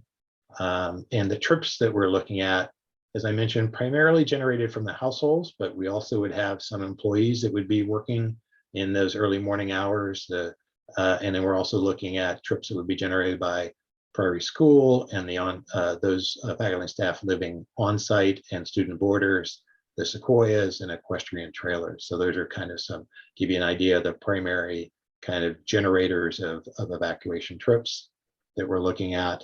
One of the other things that's very important to us is looking at vehicles per household and understanding those characteristics. The town of Portola Valley, this is census data that shows roughly about half of the households have 3 or more vehicles, and that plays into the estimates of the demand of the number of vehicles that would be generated during an evacuation. A little bit about the capacity assessment. We will not be assuming contraflow in the baseline scenario. So we're assuming on those roads a single outbound lane. We'll be assuming a full evacuation of the town. So all of the households will be evacuated. And the Department of Emergency Management has identified Cañada College as a designated evacuation center for Portola Valley. We will not, though, be assuming that all trips are going to Cañada College. We'll be assuming that trips will be exiting, and once they hit 280, some will be going north and south, and some will be continuing east into Palo Alto and other communities. We'll be looking at both the kind of the spatial and temporal and modal evacuations kind of patterns, although most of what we'll be assuming is that people will be driving vehicles. There will be the Sequoias, we understand, are looking at if they evacuate, we'll be evacuating residents in vans. So that's a kind of a transit kind of modal scenario. And they'll be looking, as I mentioned earlier, at kind of the bottlenecks in the system from a capacity perspective, road segment intersection volumes, and also evacuation time estimates. And then lastly, these are some common traffic strategies that have been employed to reduce evacuation times. And we've grouped them by supply side at the top, and then demand and information side strategies at the bottom. And these are ones that we would be looking at and considering and bringing back to the community along with the results of the evacuation analysis. And so that's kind of an overview of where we are in the process right now. And I'll just stop sharing and happy to take comments or questions. If anybody has information that you think will be helpful, we'd love to have that as well. So so let's go to the committee. If the committee has any questions. Do I see any hands up? Let's take a look. Just an FYI, power was lost in central PV here just now, so we may be losing some people. Just an FYI. Oh, wow. Oh, great. I see one hand up. I see Jennifer Hammer. Yeah, I got a question. So at Corte Madera, if the fire starts and the kids are in school, they're going to have to get buses to get those kids out, because I don't think they have buses just sitting there. Oops, I don't know what's going on. And if you have one-way traffic going out, how do the buses get in to get the kids? Have you factored that in? And how do the fire trucks get in if you only have outgoing traffic? So we will not be assuming contraflow in our initial model. So there will be the inbound outbound lane flows will be retained as is. That's at least our assumption for this initial run. Contraflow could be a strategy that we could come back to you and say a way to reduce evacuation times is to implement contraflow, but we'd have to think about how you would do that. Because you need to make sure that we have time at the beginning to allow first responders to get access to the community. So I think it's probably a little bit unlikely that we would see early in the evacuation going to contraflow, but it could be kind of a strategy that you could use during an evacuation, but that's something we want to work out, in terms of a little more detail with as I mentioned, we have a working group with both the fire district and the sheriffs and the Department of Emergency Management, and we want to have those discussions with them about how they think a contraflow could work so that we maintain that access, the reverse access. So that's a very good question. Jennifer, let me comment here real quickly. We've been having, I think, quarterly meetings with all the schools in town about emergency planning and wildfire planning. All the schools are actually well behind where they should be in terms of planning. I know that Bob Grandy is going to talk to them, but at one of the meetings, it has been probably discussed that the sheriff's department would commandeer Samtrans buses that would come to the schools and evacuate the kids. And that's why you do have sheriff control, even to allow a flow in of first responders and buses to facilitate evacuation. That is very preliminary. That's the information we have at the time being. I know they've also discussed with Fire Marshal Bullard creating a safe place to just shelter in place. Certainly at Corte Madera, I don't know whether they've done that at Ormondale or not, but those discussions are ongoing, and I know Bob Grandy is planning to talk to the schools also. So that's where we are. So we've had some discussions and gotten some information, but I think Dale has hit the nail on the head in terms of what we've heard. And for our analysis, though, that we'll be assuming an early morning evacuation call at 6 a.m. So we'll be assuming that the students are not on the campus, with the exception of Prairie, which has some students who live on campus and will need to be evacuated.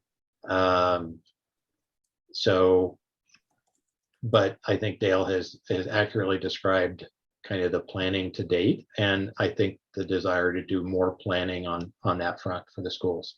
Let me just follow up, but Priory's residents won't be so much of a problem because the teachers are there and they'll throw them in the car.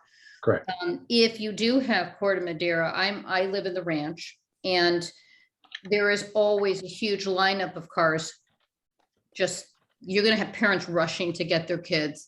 You're going to have the buses getting out. You're going to have all the ranch residents using that same road. I don't know if the new construction has a secondary driveway out in the back for buses, but maybe that's something you can consider an emergency exit so that they can not just exit at Indian Crossing, but buses could exit down Alpine.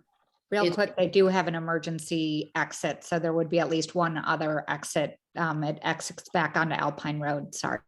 Excellent. Okay, thank you. Okay. I don't see any other committee members with hands raised, so I'm going to go out to the public. And I'll start with Mac Urban. Mac? Hi there. Thank you, Michael, and thank you, Bob. Just 2 quick points. Both of your scenarios assume Arastadero Road stays open,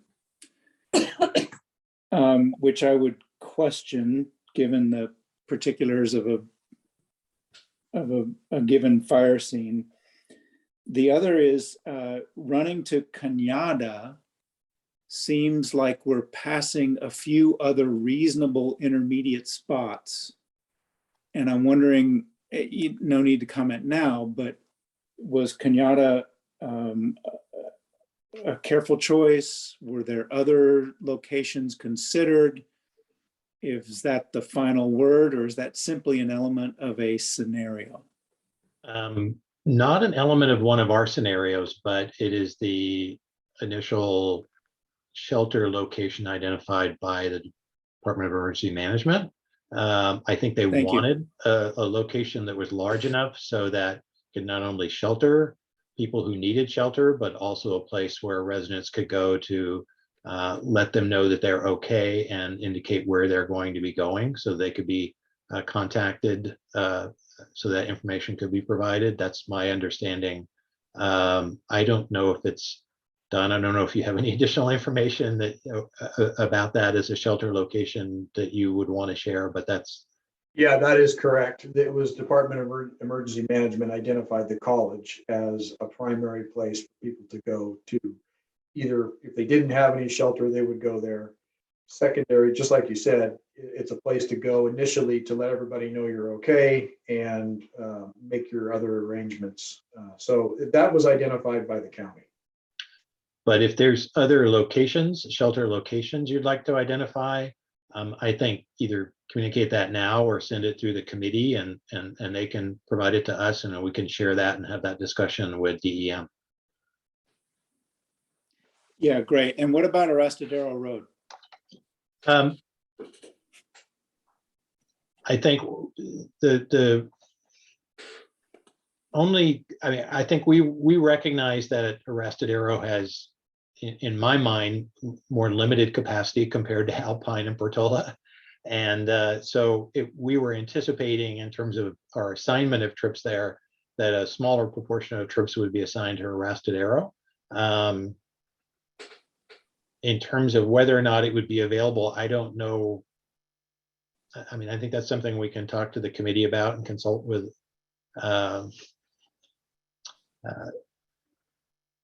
other folks, but that I guess that could be another more constrained scenario if we wanted to take a look at that.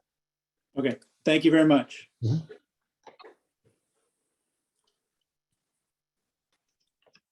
Okay, I think, Carolyn, are you there? Carolyn? Yes, thank you very much. Thank you for this presentation and thank you very much for allowing us residents who are very concerned about this community. I hope that these consultants, Mr. Grandy, I hope you will consult the residents. We live the area. We know the roads, we know what's happening. And I hope you will shift your importance on relying on the information you get from other agencies and rely more on the residents and the input that they give. Please don't forget, we have Ladera, which is the north of our Alpine. You know, that's how we access 280. So before we exit our town, we still have Ladera. So there's an issue there. And then on the other side, we have Portola Road, and there we merge with Woodside. So please, we are willing to give our time. We have lots of expertise, and please consider our input. Thank you. Thank you. Rusty, you're recognized. Thank you, Michael. And thank you very much, Mr. Grandy. I just have some questions which are to give you feedback and to try and help think through or structure some of this. What assumptions are you making about the latency of notification? That is the lag time between trying to notify residents and their response to a notice to evacuate. And what assumptions are you making about the completion or the completion rate of notification? And we just saw Don experience a blackout in the middle of this. That's going to happen in any evacuation scenario. There are going to be people that are not going to get the message. What's the latency time for that, and how is that? What kinds of assumptions are you making? You don't need to answer that, but yeah. That's a critical variable or a factor that affects the response time in an evacuation. Yeah, two quick thoughts I have on that. One is we're going to assume everybody evacuates, so we're not going to assume, while some will shelter in place and not evacuate, we're going to assume 100% evacuation because we want to be conservative. So we'll assume all of the households will evacuate. Second, there's the evacuation, I call it the evacuation curve, is not linear. And you make a very good point about that fact, because it takes some time for the evacuation to begin, and then you get a ramping up, and then so it's more of a curve that, in terms of the demand, that would be reflected. So those are both very good points. We need to make sure that the analysis reflects the reality of how people respond. I would say one thing, I wish we had more data on real life California events and those curves. We don't yet, because that data is still being developed, and we are attempting as a firm to try and generate that data, but it's difficult because actual volume counts are difficult, if not impossible, to get for the wildfire events. And we're working on trying to extract data that we can get from GPS travel units to compile that data. But a lot of these fires have been in rural areas where that data is limited, let's just say.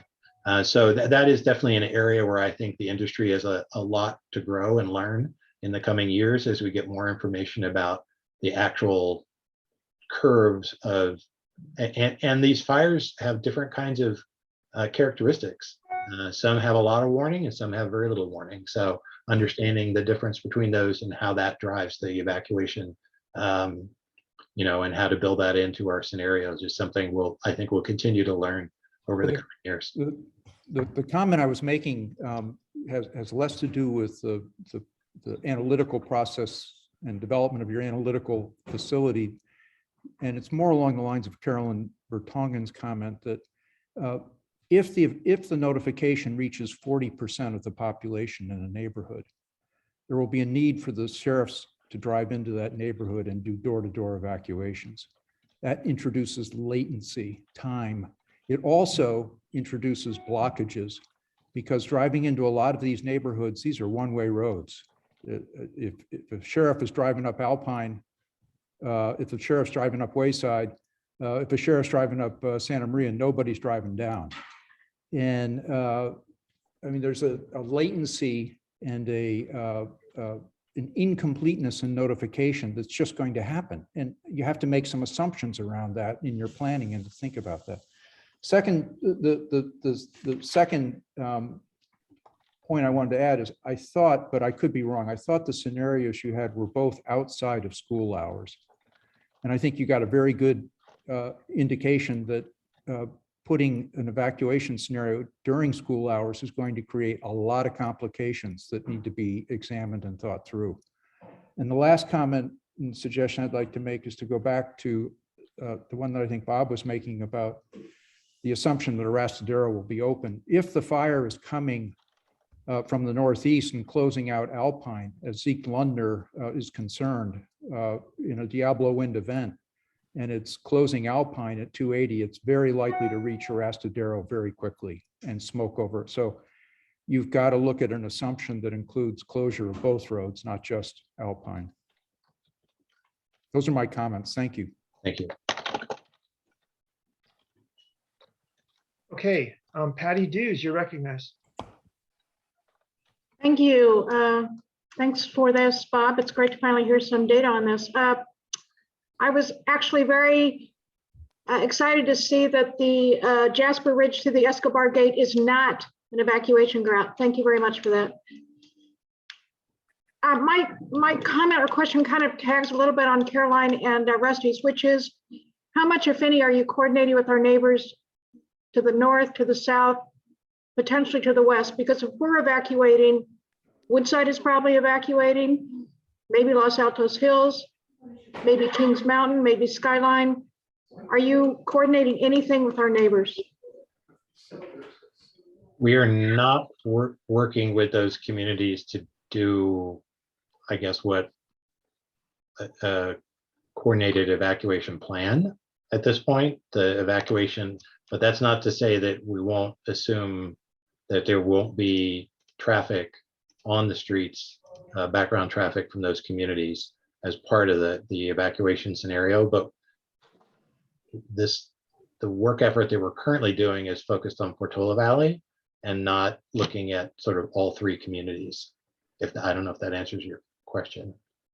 Well, it does, but probably not satisfactorily, but yeah. This is Dale. Let me jump in here for a second. Remember, this is an evacuation study. We're trying to stress our roads, our evacuation plans. And so the assumption is that if Portola Valley is evacuating Los Trancos, Vista Verde, Ladera, are all in evacuation mode. So all of those cars are going to be included in the study that Bob is doing.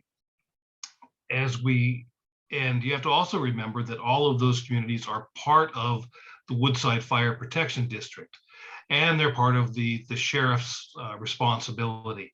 So if an evacuation is called for all of them, then those overriding agencies will be responsible for the overall evacuation. So remember what we're doing in this study. The study is to stress our roads, understand what the challenges are for us in Portola Valley if an evacuation is called. I hope that answers your question. And I would say definitely Ladera, Los Trancos, the portions of the county surrounding the area on Old La Honda, all of those are part of what I consider to be our study area. What I was taking your question to be is, are we looking sort of beyond at analysis of capacity and improvements in Woodside or and we're not looking sort of that far into the adjacent communities in terms of developing strategies.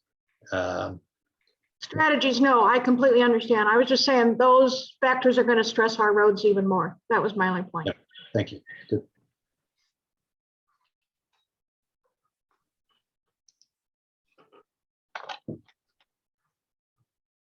And Nan, please, you're recognized. With me? Yes, Nan. Okay, thank you. Yeah, Nan Shostak from the Geologic Safety Committee, Bob. And I'm wondering, committee members are wondering how far you've gotten in considering evacuation after an earthquake, especially evacuation involving an earthquake plus a locally generated fire afterwards. Well, our task what we've been tasked with is studying an evacuation for a wildfire and not an earthquake. What I would say is in earthquakes generally call for, the authorities would generally call for a period of time where you would shelter in place and not do an immediate evacuation.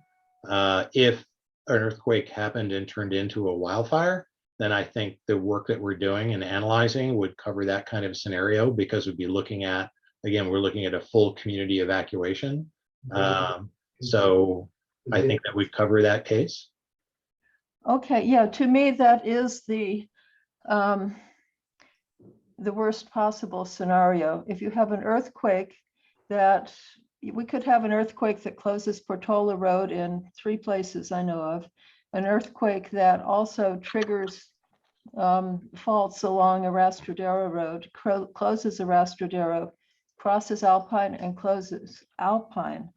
By close, I mean the pavement would be broken up, and any car that couldn't pass the broken up pavement would become an obstacle to other cars farther down the line, create a bottleneck. And the timing then would be much, much greater than you'd normally assume for a regularly, nicely evacuated wildfire when you have plenty of time for everyone to get out.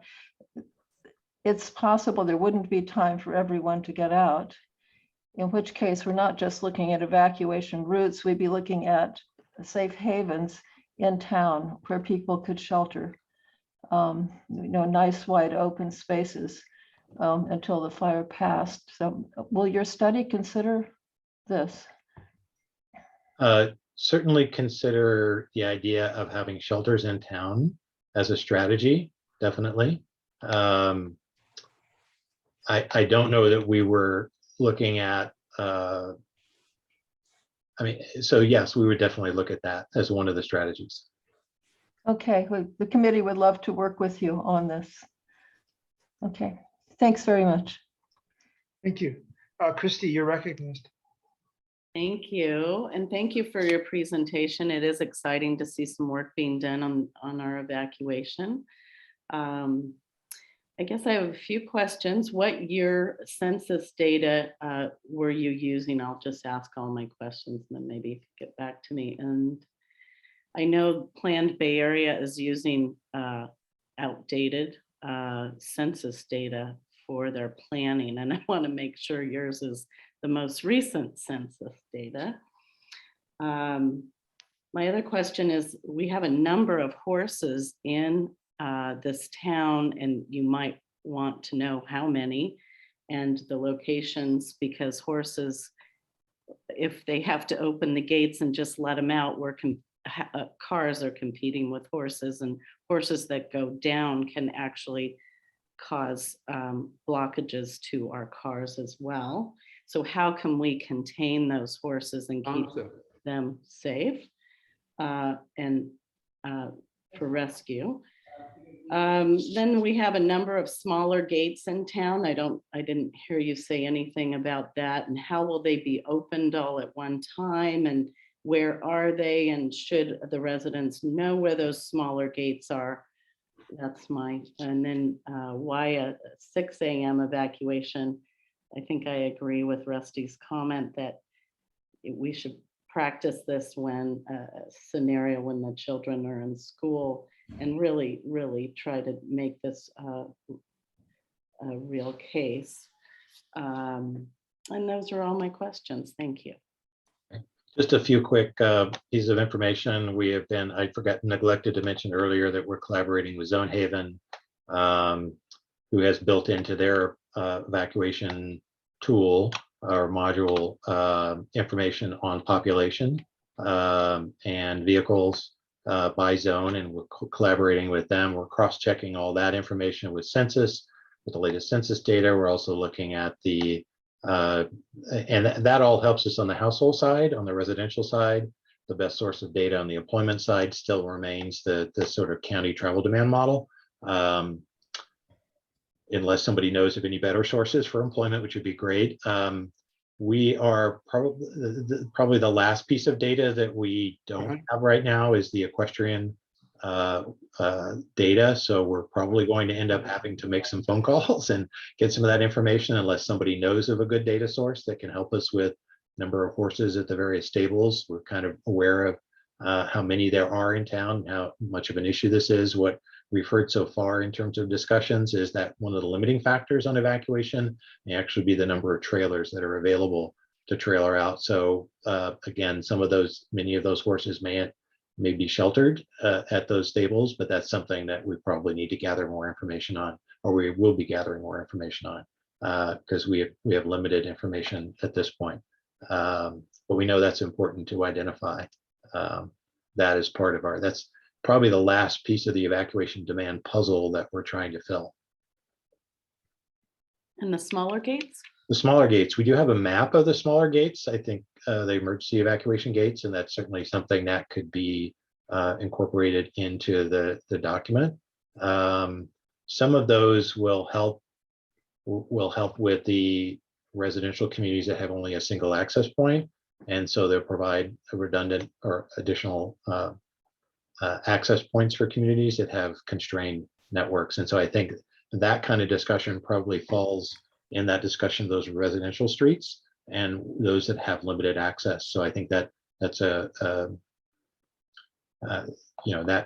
something that will be brought up as part of that discussion. Christy, as far as the residential gates, the subcommittee will be looking at those. Most of those will only facilitate additional egress to either Portola or Alpine. They just provide another way out for people with limited access. As far as I am aware, residents in the vicinity of those gates know the codes and can access them. And certainly in an evacuation, we've been told that the sheriff's department and or the Woodside Fire will also check and open those gates. Okay, great. And the reason for the 6 a.m., can you I'm not sure I heard that. Most of the fires that we've been looking at in terms of have occurred during the late evening hours or the early morning hours, when we see the kind of winds that I think Ray was referring to earlier. And we see a lot of the evacuations happening or starting in that early morning time period, 5 a.m., 6 a.m., when most people are home. If we look at, say, a midday evacuation scenario, let's pick noon, 12 noon, you're going to have a number of those residents that are at work or at other locations outside the community. So our sense is the population would be highest at a 6 a.m. evacuation call than maybe a noon evacuation call. It's sort of, so you've got a little bit of a balancing act to think about. Well, is your worst case more like 4, 5, 6 a.m. evacuation or more like a noon evacuation? So that was our thinking of going with that early morning window, and that's kind of what we've been hearing from a lot of wildfire experts and thinking about in terms of where the population would be at its greatest and you'd have the greatest number of vehicles. But Well, thank you for sharing. Yeah. Yes, and David Cardinal, you're recognized. Go ahead. Thank you. David. Yeah, two quick comments. One on the notification question that Rusty asked. Just as important, or maybe more important, is when people actually decide to or able to leave. And the truth is, an evacuation plan is only as good as when people get in their cars or bicycles or whatever and get out of their driveways. And you can't totally model that. We have some data from other fires where people might take a certain amount of time, but we as residents, if we leave early and often, we take it into our own hands. And on horses, I spent some time talking to the owners of the stables in town, and none of the responsible commercial stables would ever let a horse go loose. If they don't have enough trailers, which is a big issue, they would corral them and hope that they would be safe in their largest corral till the end of the fire. But nobody said they would just let the horse go loose. That would seem like a really bad idea. David, thank you for correcting me on that statement. Thank you. One other thing I just add to your first comment is that a lot of the thinking right now in terms of strategies is not just on an evacuation, is not just around the network, the roadway infrastructure aspect, but it's also around the communications aspect and building that communications network and hardening that communications network. So that is an area that's getting a lot of attention in the last couple of years in terms of ways in which communities can build additional capacity in terms of evacuation. Thank you, David. I see Jennifer. Go Jennifer ahead. Eustra, or? Yep, Jennifer. Oh, sorry. Yeah, Jennifer Eustra. There's Okay. two Jennifers now in the Yeah, there's community. two Wow. Jennifers now.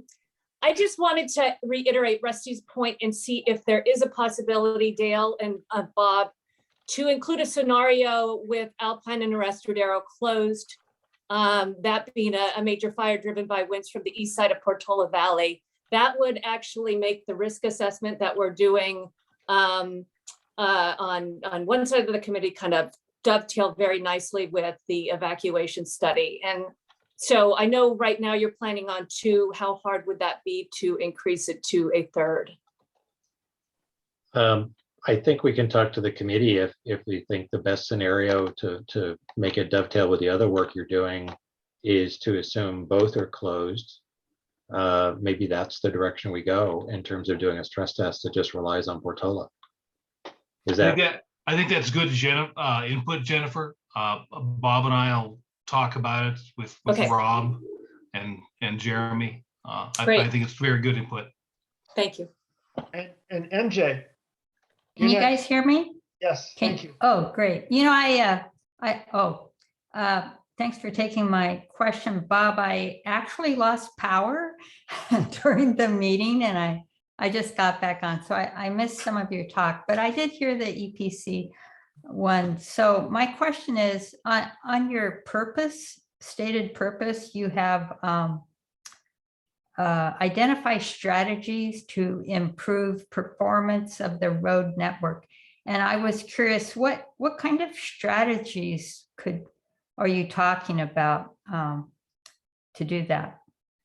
Sure, and maybe I'll just share, probably while he lost power, I'll just share the very last slide that I presented has kind of a set of the most common strategies for reducing evacuation times. And there's sort of a mix of supply side. This is really looking at the network and ways in which you can either add lanes or along a road segment or intersection, or sometimes shoulder widening, potential for contraflow uses. We talked about that a little earlier, and the issue of having to make sure you have the capability for first responders to get in before you could consider contraflow, and ways to manage that. You've got route and ramp closures, things that we can do at intersections to make things more efficient, faster clearing of road-induced road closures. It's been talked about, what if the road gets closed, and there are ways to then eventually reopen those. One of the issues around many of the narrow streets is around street parking management, maybe during high hazard days, and looking at that as a strategy. So those are all on the supply side and how you can modify the network. On the demand and information side, it's everything from community systems and strategies to dynamic route guidance and information that could be put in place along the network, to monitoring so that you can make adjustments along the way, because things change and you need to make adjustments and have the ability to do that. So having information that allows you to monitor and see what's happening with the evacuation. Phased evacuation, many of the communities we're working with are looking at phased evacuations where they assume evacuation in the high hazard locations first, that are being affected by wildfire. So that is as an option. Vehicle reduction strategies around seeing ways in which you can reduce the number of vehicles that are actually taken away and during an evacuation, and ways in which the community can collaborate on those kinds of issues. We talked about, I think earlier, Christy, no, I think it was Nan mentioned shelters. So shelter in place and local shelters, and ways in which that can be part of the program. And then reducing towed vehicles. This is where vehicles are towing other vehicles during the course of an evacuation. So thinking about that strategy and how many large vehicles or towed vehicles are actually part of the evacuation. So that's sort of common strategies. It's not a full list of them, but that's many of them. I don't know if that helps. Oh, yeah, I apologize. When I saw the. Oh, no, that's okay. I didn't get a chance to talk through them, so you gave me the opportunity to do that. Oh, okay. Actually, what is interesting about that list is that some of these are things we can do proactively. Like I was thinking that maybe we need, as a committee, to come up with a one-car evacuation pledge that people say, hey, if it really comes down to brass tacks, I'm only taking one car, unless I have like 5 kids or something. But yeah, a lot of these things are things that would have to be done on the fly by the responders, and really not by us as citizens. But yeah, thank you for bringing my attention to this list. And the data that we've seen on that point, MJ, is that it's been in the range of about 1.7 to 1.9 cars per household has been typical of evacuations. And so in many cases, we're assuming 2 cars per household in terms of evacuation, which is a lot of vehicles. So that could be a strategy for the committee and the community to think about. Right, because a 1-car pledge would reduce the load by half. Yeah, absolutely. Yeah, thank you. Thanks. Jennifer, you're recognized. The other Jennifer. Yes. Even, I know you're saying that you're doing a scenario where one road is closed and the other one is open, but you're going to probably have an ember storm, even if that road is open. Are you looking at the vegetation and the trees, not just the width of the street and how many cars can go down it? Is that going to be part of the recommendation? Because you're modeling an ember storm and what it might do to some of those trees or vegetation? I would say that that's not part of the strategies that we would be talking about from a transportation network. It's not to say that isn't a valuable strategy to be looking at in terms of a vegetation management along these key routes. So, but it's not an area of expertise for us in terms of thinking about how to manage the vegetation. So ours would be more targeted to the actual transportation aspects and the vehicle evacuation and how that could be managed. Yeah, I would maybe suggest to Dale, that's something that really kind of has to be looked at. It's something we can take up in the subcommittee, but it goes along, with vegetation management, and it has a lot to do with the reason that the town is focused on, all the brush clearing and limbing along Portola and Alpine. Well, thank you, Dale. I know this is a lot of work, so appreciate it. I think we have time for two more, and we'll go in this order. I think we'll go with Dudley and then Sarah after that. So Dudley, go ahead, you're recognized. Thank you. Can you hear me? Yes. My question is about the timing of the evacuation, the 6 a.m. versus another time of day. There is, I understand the reasons you gave for 6 in the morning, but there is a tremendous influx of contractors in this town during the day. So in any neighborhood, there will be outsiders whose trucks mostly are parked wherever, and those people have to be told to evacuate as well. I mean, they're not residents. They don't get the communications that we as residents would get. In addition to that, they tend to cluster at noon at some of the choke points, one of which is the intersection of Alpine and Portola Road. There's a grocery store where a great many bicyclists as well as construction workers gather for lunch, eat there or buy and leave. Another one is Ladera. And a third one would be opposite the town center where there's another little cluster of stores. So I think there is a real argument to be made at some point for looking, even if it's not a full study, at least that issue of what happens in the middle of the day. And as a part of that, of course, the students in school would be an additional factor. One other question that I think maybe you just dismissed, but the issue of using a rastradero as part of an evacuation route raises the obvious fact that a rastradero at the moment is very, very heavily treed with eucalyptus and vegetated for a good section along the park with very old, tall coyote bush. So it is a dangerous evacuation route in addition to being the twisty road that it is, just so that we know that that has to be factored in if we're considering that as a route. Thank you so much. Both of these presentations have been really, really informative and valuable. Bob, can I prevail upon you to take your screen down, please? Oh, yes, sorry. Thank you. All right.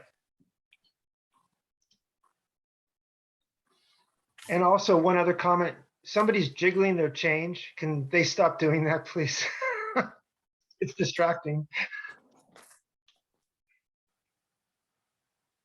All right. Go ahead, Bob. Oh, I just said thank you to Dudley. Appreciated those comments. And okay, Sarah, I think you had some comments you wanted to share. I don't have any comments relevant to this presentation. I just wanted to make a comment in between this presentation and the next one, because I'm going to unfortunately run out of time here and before I have to drop off the meeting. Okay. All right, so I don't see any other hands, and we're going to bring this to a close. Dale, do you have anything you want to say in closing, or Bob? Thank you very much for your presentation. It was very insightful and it answered many questions. I just want to say thanks to Bob and Jeremy also for facilitating this, and to the community at large. Please address questions, comments, concerns to myself or Rob Young. We're going to be working very hard on this over the next months and probably beyond. I wouldn't be surprised if we're going to have additional meetings talking about evacuation to make sure that everybody gets their gets their say in what we're trying to do. So thank you all, and thank you for your interest. Thank you.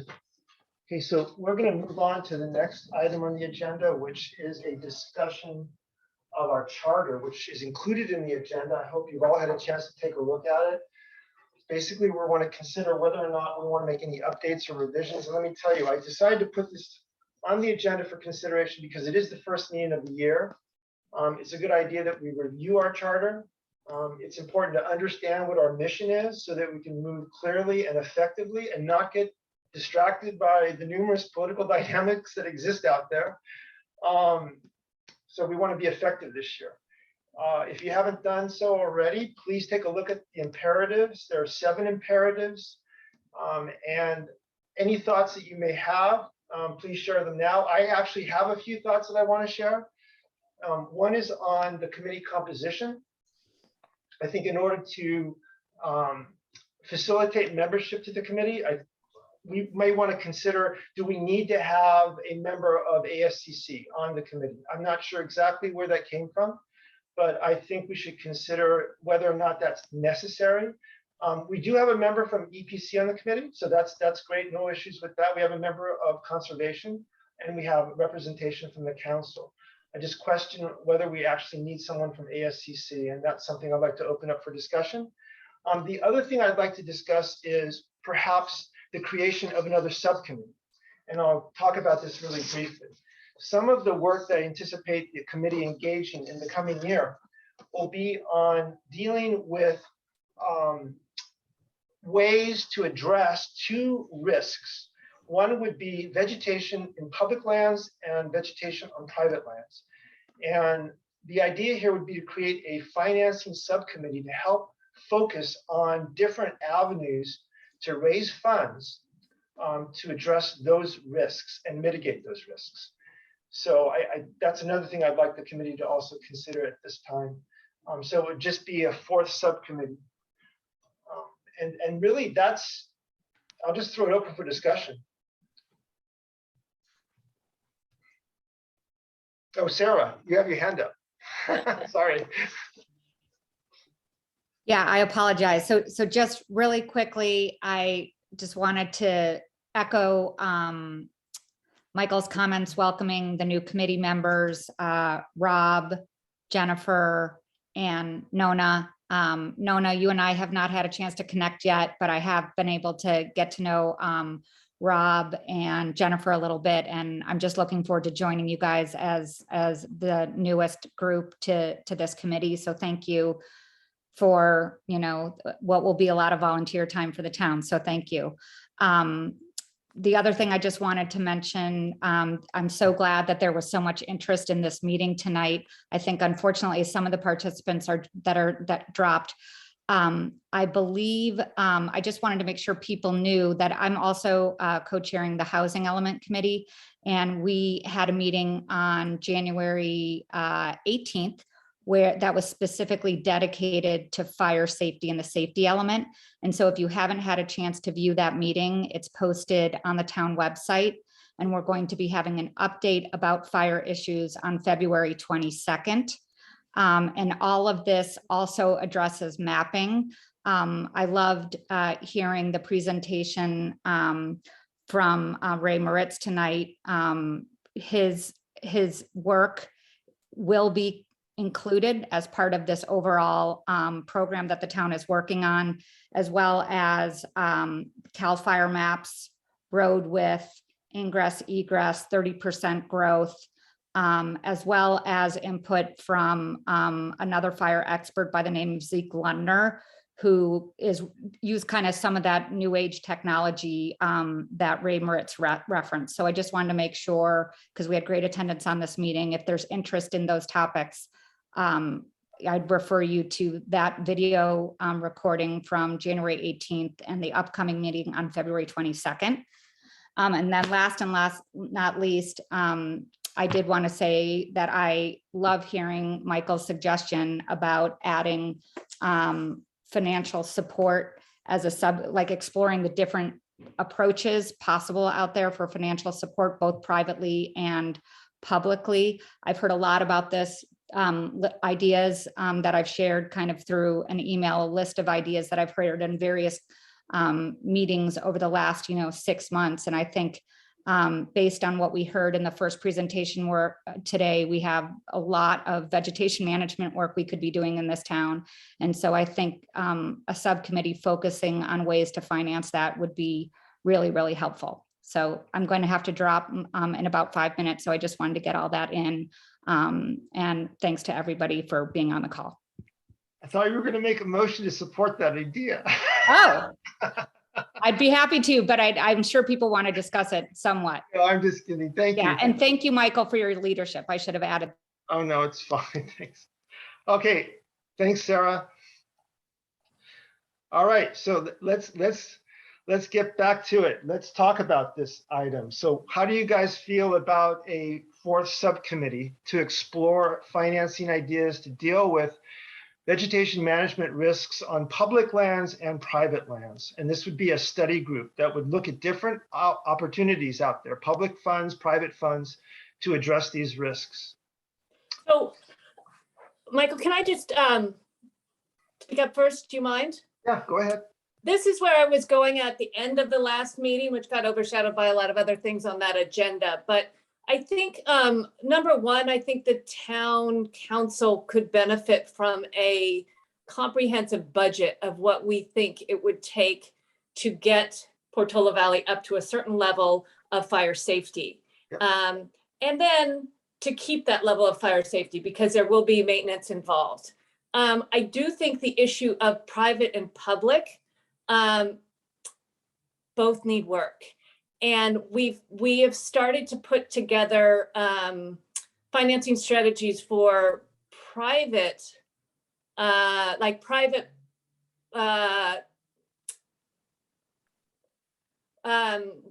to give people help to do private work on their own properties and to give them incentives to do that work. And it overlaps with home hardening and vegetation management. So that's kind of the tricky part of it. But at the same time, it's more of a community organizing effort than necessarily just fundraising, I would say. I agree. So I would think that would be included in this, but I just wanted to make you aware of that piece. I would also say a takeaway from me from the last meeting was I think we get into trouble when we don't have someone on the Planning Commission or ASCC represented on this committee, because they often are doing work on some of the things we're talking about for fire mitigation. And I think what we need is to be able to take reports that we find outside of Portola Valley and apply them based on the rules that the ASCC is rolling out, so that they can comment on what they think might need to change within the ASCC and how they do business. Planning Commission as well. And I think we struggled there because I think people, just wanted to say fire doesn't care and all that matters is fire here. But I do think that to make this seamless, we need coordination with these town committees that are actually doing the work on new building, that are actually doing the work on, what are non-combustible materials looking like, and where are we in that process of telling people who are building about non-combustible materials, and how do they look at bike sheds differently and why, and just so that there can be an understanding. So we're not in a vacuum, just kind of trying to port a report that's not from our municipality directly over without some, thought of how we're different and how we're the same.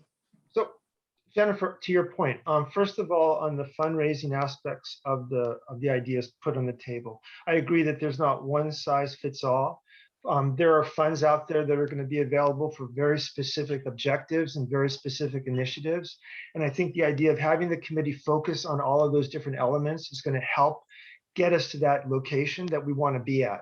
And we just don't have the core competency right now or the focus to get there. That's super important, I think. Yeah, so I think that's why I really like the idea of the subcommittee that focuses and develops the core competency in that area. On the idea of the committee membership, honestly, I'll be 100% transparent. Sometimes it's a matter of practicality. We can't always get a member from the ASCC. We can't always get a member from the Planning Commission. And yet our charter says we must. So I'm looking for some degree of flexibility here so that we can include people that we might not be able to include because they're not a member of one of those bodies.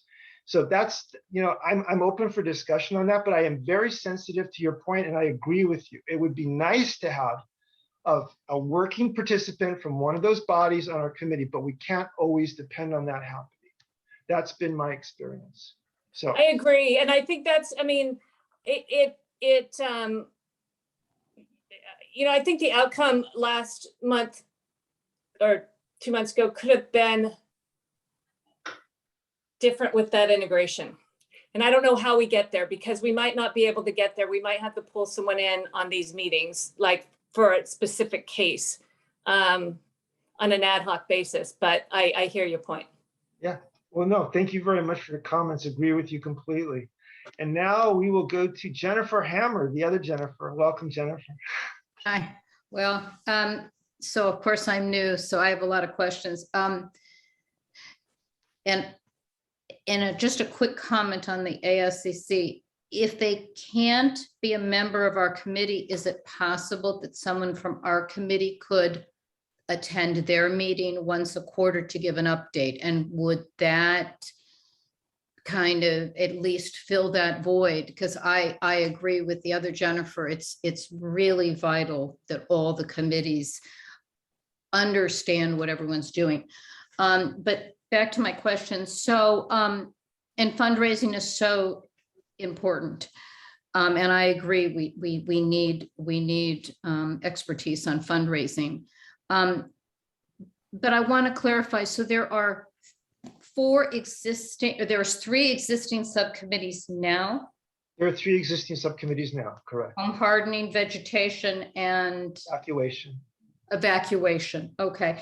And back to Jennifer's comment, because that was exactly what my confusion is. So I know that there was an initiative with Jeff where there was some thought of an outreach program to work directly with residents and motivate them and work with them to get them to do vegetation management and home hardening communication. So how do we do that if home hardening is one subcommittee and vegetation management's the other, and then we have fundraising? Would that initiative be a project? Would it? So okay, this is great. I love the fact that we're brainstorming and thinking this through. I envision it like this.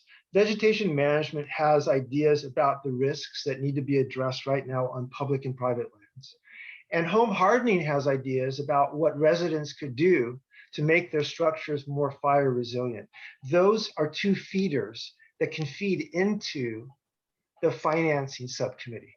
The financing subcommittee can then take those ideas and figure out the appropriate financing vehicles to give them life, so to speak. And so that's go ahead. I'm sorry. But if we have an initiative where we're, let's say, going to go and do outreach to incentivize residents to do both vegetation management and home hardening, and possibly even do some funding, how do those 3 things get integrated? Is that a project? Is that another subcommittee? I don't think it's another subcommittee. I think it's basically the 3 subcommittees working together. And we can take a number of different models that already exist. I mean, this is not a new idea. There are municipalities that have programs right now in place that are incentivizing residents to do home hardening and vegetation management, and they're subsidized. So quick point here. We're not that big a committee. We only have 5 or 6 of us. So if you're talking about 4 subcommittees, every one of us is going to be on 2. Yeah. And we can always, bring things, and that's generally what has happened before. That's what's happened. The subcommittee brings it to the full committee, or one group reaches out to another group to formulate an opinion for everyone. And my view on fundraising is a little bit larger. I mean, there's a tremendous amount of money that's going to come down the pike from the infrastructure, the federal infrastructure bill.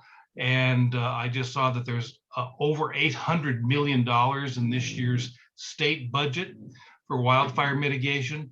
And I know that some of that is going to be for municipalities and so on. So I look at it as much, much bigger than just local. I think it's, you know, identifying, not that any of us are grant writers. I don't think we have that expertise, but at least identifying monies and working with Woodside Fire, which has been really good at getting grants, and Jeremy, which has been good at getting grants to find things that fit within the purview here in Portola Valley. So those are my thoughts. So I did a little bit of looking at grants, Dale, and I think there is such an advantage of having someone just focused on just that. It's involved, and you learn very quickly kind of about relative need of our community and how things are structured to assess need, and things that go from grant to grant to grant, right? That are and what the world of grants looks like. And I have not gotten that far, that's for sure. I think I've done this once, but started getting, it is an expertise we need to develop. And I think you have to also consider it's going to be tiers. There's going to be easy things to do. Yep. That's the low hanging fruit. We should do that first, and then plan and escalate to the next tier. But this is something that really should reside in a subcommittee that takes a look at all of these opportunities. You know, and again, I'm so glad that Dale pointed out that we're a very small group. And by the way, we would like to get bigger. So if anyone on this call would like to apply for membership, would you please apply? We need help. So, but the point is that we talk very frequently amongst ourselves. So we understand what we need to do, and we move forward very easily. It's not like we're talking, you know, to a group of 50 people. So it's an easy process, and subcommittees can meet very frequently. Those meetings do not need to be agendized. Subcommittees do meet frequently. So it's a process that's very fluid. Any more comment? Oh, wait, I'm sorry. It looks like we have more. Okay, Jennifer, yeah. you gonna say something else? Well, I just see this as an outgrowth of, you know, looking at the town budget and getting very familiar with what the town pays for and what there is no money for right now, what are possible revenue sources, which is something Karen worked on for a little while. And the, you know, the kind of start of an item by item budget for, you know, what it will take to be fire safe. Yeah. And then going from there to Dale's bigger point of view, right? Kind of what's the world of grants look like, and what's, you know, where could we fundraise? And exactly. Okay. And then I see Karen looks like she can't wait to ask a question.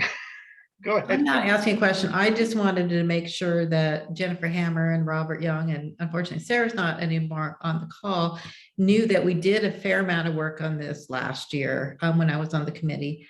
We have a list of all of the trees in the right of way.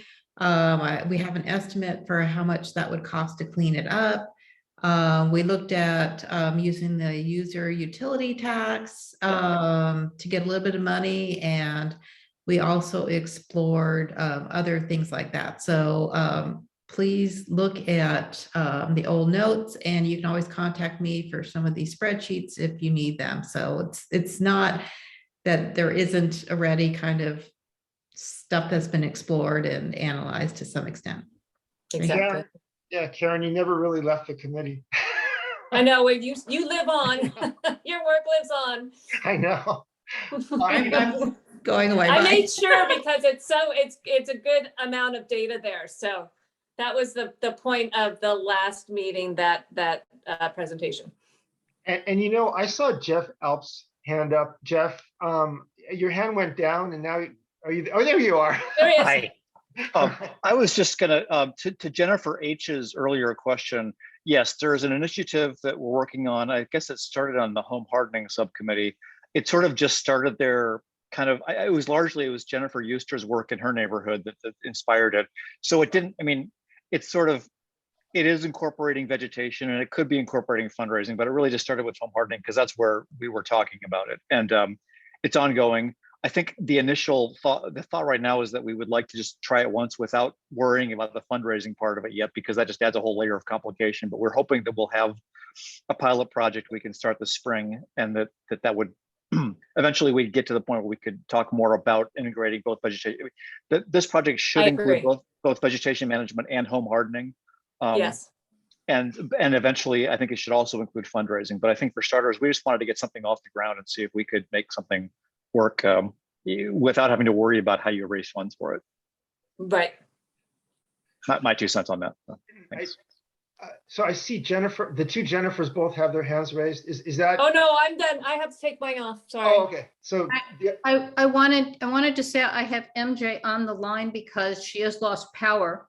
Oh, no. So she is on speaker. Oh, wow. And to Jeff's point, so, and I may have missed what you said because I was trying to get MJ on the line. So that project you're working on, that's part of home hardening, and it would also include getting the residents to do vegetation management. Yes. Done. The idea was to sort of get a holistic analysis of a handful of properties in a neighborhood. And the real idea was to sort of just see if you had a small neighborhood and everyone kind of talk to each other, could you get people to buy in, just sort of by neighbor to neighbor, conversations, but it would include everything. Yes. Okay, understood. Thank you. Okay. Any more questions from committee members? Because I would like to make a motion. If we're ready for this, I'd like to make a motion to actually create a financing subcommittee. I can say, can I second that? Or is that? Yeah, you know what? You can very well second that. Thank you. Okay. All in favor? Aye. Aye. Okay, great. And then on the question of the ASCC, just curious about that. How does everyone feel about that? I mean, do we want that a hard and fast requirement? I think I have a question. I think we should eliminate it. I was at an ASCC meeting and they decided they didn't need to be on the wildfire committee. Oh, wow. Okay. Can Can we say a quarterly presence? And that way, if we have something coming up like the building separation, that can be scheduled on a day that we have ASCC representation or planning commission representation. It just would make the discussion a lot more fruitful, I think. Because I was having a lot of trouble 2 meetings in a row getting questions that and I think another committee member was as well, getting answered. So Jennifer, we can invite them. They don't have to show up. Okay, we can invite them. I think what Dale's saying, to remove the hard-coded requirement from the charter would give us flexibility to get additional members. Because right now we're locked into having one ASCC member that we cannot get. So I would be in favor of removing the hard-coded nature of the way it reads in the charter. That's fine. Okay. Do I have a motion on that, please? So moved. Okay, and I'll second it. Oh, okay. Okay, all in favor? Aye. Aye. Okay, we're good. Um, And you know something, I think, Nona, is your hand up? Oh, she's on her phone. She lost power also. Oh my goodness. Okay, Yeah, you're so on. I've been on my phone because I lost power and my phone's about to lose power now too. So I actually wanted to weigh in when Jeff was talking because I think that pilot project of the coordinated home hardening and vegetation is a really, really interesting one, especially if it can focus on a couple of different neighborhoods where the problems might be sort of different. And I don't see that tying into the funding yet, but and I don't know if that needs a separate subcommittee or whatever, but I think that's a really great idea. So I'll put my hand down now, and I probably have to drop off pretty soon because my phone is almost out of juice. Jeff, do you want to respond to that? I mean, my thought is it doesn't need a separate subcommittee, but you can respond. Well, we actually, there is a subcommittee working on it. Jennifer, MJ, and Sarah and I have been working on it. And I think we'll just continue because it's easier to do that. You do that offline. And we will be reporting back to you regularly. And I've been remiss in scheduling our next meeting. I apologize for that, but we will keep moving forward with it. Thanks. We're good. All right. Any Um, more I'm On sorry. these subcommittees, if we're bringing in people, is there a Brown Act concern for bringing people in from various? If you're in a subcommittee, as long as you don't, how many do we have on the committee right now? I think it's Well, there's 6. 4, but there's there's others that want to kind of sit in and hear what's going on. And so I think they cannot. they cannot. We would be Okay. limited to 3. So it would be you, me, and well, it would be you, MJ, and Sarah, because I'm no longer part of this committee. Okay. But So for now, that'll be. Okay. Okay. So we might have to talk about how to handle that, because I think, we're going to be transitioning people around committees and stuff. So. Agreed. Okay. Sounds good. Any more discussion on that before we move to MJ's anticipated presentation regarding the state of wildfire preparedness in the town of Portola Valley? I have one more thing, if I could. Okay, sure. I'm sorry. It's gonna make us miss our I'm dinner. tired too. But I think we need to think hard. And there's no answer today or no proposal today necessarily from me. But number 6, and how we coordinate our efforts between agencies, town officials, Woodside Fire Protection District, other committees. I think we need to think about that more. I think we need to kind of, like, and this has to do with the Canyon project as well, because when you're dealing with private property, it doesn't necessarily fit into all of these that well, right? Because people get to exercise their property ownership rights, right? So it's much more of a community building and almost barn raising type of activity than it is getting ordinances done and making sure a committee is okay with it. Does that make sense? It does. I mean, So I just, yeah. I mean, I think one of the things that I took away from tonight's presentation by Ray Moritz was just looking at some of the photos of the work that's been done in some places and the work that's not been done in other places. Other places, right. And that's private property, and that presents extreme risk to all of us. Right. So Right. we need to have a way forward to deal with that. So I would like to talk about that a little bit more as a committee, I think, and how we wrap our hands around it. Oh, I second that. Okay. Thank you. Anything else? I think that's been very productive. And now MJ, I have to tell you, we're all waiting for your big report. Are you ready? Yeah, really. Can you guys hear me? I think the wildfire gods didn't want me to present because I kept getting kicked out of the meeting because of the power outages. But anyways, can you enable me to share? I was gonna just do 3 little slides. So I guess I can I? Oh, cool. So I just wanted to talk about what I've discovered on the home hardening subcommittee. In December, we had 1 meeting and we talked about doing this pilot project that you've heard about. Some of the benefits, and this list I've added to it as I've gone along, but the idea is we'd have a WFPD district assessment of the entire neighborhood. We'd get the chipping in there. The owners would be able to do a group buy of maybe, vents or cleanup, whatever.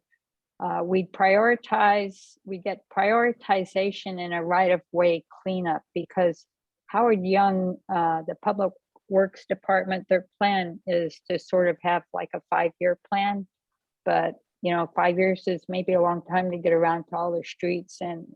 And so if we gave this neighborhood prioritization in that to make them safer, that that could be an incentive. We might want to waive right-of-way permits as long as people don't dig into the right-of-way. Maybe we want to waive tree removals permits.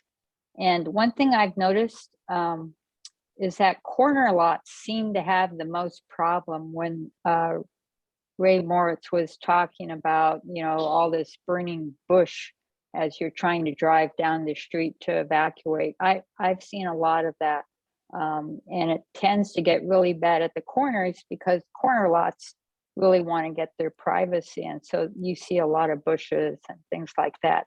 And sometimes it's juniper that, is very hazardous as far as fire. One of the big wins, I think, for the neighborhood is that we would have the fire marshal write a letter certifying the whole neighborhood as being in good shape, and that would help them with their insurance, right? And then lastly, as we've talked about, getting financial assistance. So that was kind of what I kept thinking about as we were going along. And then here's the pilot neighborhood part. So where do we start? In December, we decided that I would go talk to the neighborhood watch people, which is Lori Duvall, and WPV ready neighborhoods. And the reason why we wanted to do that is because we wanted someone who's already a recognized leader. Usually they're pretty vibrant, and then Lori and Selena Brown both told me, go for a neighborhood that's already got some mitigation. You can't, if you take on a big job, it's not going to happen. But try to find a neighborhood that's already ahead of the game. Now, it turned out I couldn't really find a neighborhood. So then I went, I looked through PV Forum and I looked for streets where people complained that they couldn't renew or they got canceled. And I walked those neighborhoods. As a result, as you can see, see That's down here at great. the bottom, I walked 15 neighborhoods with my husband because we needed the exercise anyways. And what I realized is, I'm not a wildfire professional, but it sure looked like 10% or less of the homes in these neighborhoods. And these were the, should have been neighborhoods that were motivated, right, or organized. And only 10% are prepared. Nobody's doing 0 to 5. Some people have removed some trees, but pretty much if you drive down some of these streets, you're going to deal with these burning bushes. So I put together this little infographic, and this is to show that we have maybe only 10% that are what I call in the game. I think our goal is to get to this area of 75%, where we have 75% of residents doing the home hardening and defensible space. And then I kind of think that, that's really our stretch goal, because we're going to have 25% of the population that probably is going to say they can't afford it, or gee, they really want their bushes and trees, or they want their privacy, or they're going to just focus on evacuation, and they're not really going to care about preparedness. So you want me to keep that up, or shall I just close it? I like it. I like But it. yeah. And my real purpose for doing this pitch is because I just want these slides to go into the minutes. Well, send them on over.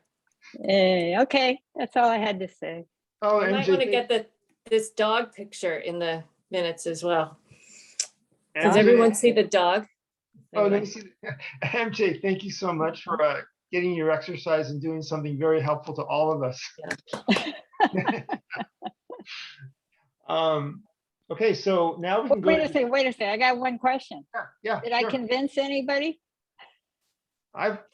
Yeah, right here. Oh, wait, we got some comments coming. Dudley Carlson. Okay. Thank you.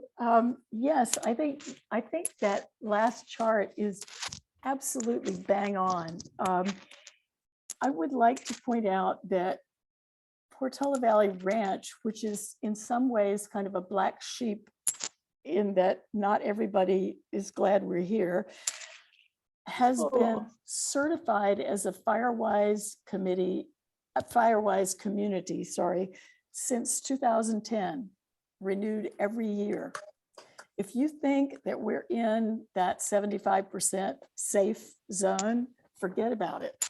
We still have tons of work to do, but we do have most, or at least more than half, I would say, of our homes with a 5-foot clearance around the house, at least Wow. around most of the house. Some of those houses have 5-foot clearance and heavy vines over their trellises to the entrance to the house. Is that safe? No. So low-hanging fruit, as Jennifer Rooster mentioned earlier, or somebody did, we got our board to put up a small amount of matching money for anybody who is willing to take out a sick redwood tree. And we've taken out close to 50, between 50 and 100 already. Wow. That's partly because the town has agreed that redwoods are no longer a desirable species in many areas of town. We also have really urged people who balk at home hardening, because all of our homes are wood and all of them have sliding glass doors instead of windows, to start with vent covers of the safest kinds and gutter guards, and replacing fencing or deck railings with metal instead of wood. Those are things that are not terribly expensive. They're not cheap, but they're much easier than saying, you know, reside all 4 sides of your 3-story house. So I think you're absolutely on the right track. Woodside Highlands is in the process of trying to become Firewise, and there are only 3 other Firewise communities in San Mateo County. Woodside Hills just made it, and North and South Hillsborough. But it's not the be all and end all, but that process is one organizing tool that makes it a lot easier to get some very specific checklist style things you should do to get started. And getting a neighborhood of a few streets, you can do it that way. You can do it with a homeowners association. You can do it with any group in a neighborhood that's willing to work together. And I think encouraging that is a really great way to go about it. But basically, I think MJ's list of things to do, and especially that last chart, which you could put on the front page of the next 10 Portola Valley Town newsletters, go for it. It's great. Thanks. Yeah. And Thanks, thank you to- Desiree. Actually, you know what? I never intended to walk Portola Valley Ranch because I assumed as Firewise, you guys were in good shape. So actually that 10% number applies for everyone but PV Ranch. I apologize. No apology needed, because we still have a huge amount of work to do on roadsides and corners for visibility and for evacuation. We have been working the last 2 years on creating shaded fuel breaks around the living area of the ranch as opposed to the wildlands. But we have some areas that showed up on the map that was shown by the guy who's doing the study for the town that I think also coincide with Maritz, I'm not sure, but where there are ravines of the type that your ravine studies are doing, where we have really dangerous slopes just covered with brush that are terrible risks. So we're right there in what you're trying to get going. Thank you. Thanks to all of you for doing this, because it's such a valuable source of information for the rest of us, even if it's only a few of us listening to you. And actually, you've got a good attendance at all these meetings. So bravo, thanks. Yeah, And Dudley, to your point, and also to MJ's point, I mean, I've been a photographer of this area for multiple decades. I can show you all pictures of what Portola Valley Ranch used to look like, and it doesn't look anything like it does now. The amount of vegetation and non-natives is startling. So as Ray Moritz was saying, you know, you have to continually mitigate the risk, and you cannot plant and plant and plant, especially things that don't belong here. Amen. And as he pointed out, and that was a fabulous presentation, I thought, if you do it and you really do it thoroughly and right, then the amount of work you have to do goes down steeply once you get past the first 2 or 3 years. But you do have to do a huge amount of work at first, and you do have to do it again every year. Thanks. Thank you, Dudley. And I see we have Karen. Karen, you're recognized. Yes, I was trying not to come back. I had to, I feel I need to make a comment about insurance. I think insurance is going to be the biggest way to drive this, because we only have in town a couple of insurance companies that are interested left. And a lot of people are having to go to the non-admitted market, and that seriously makes your insurance go up 50%.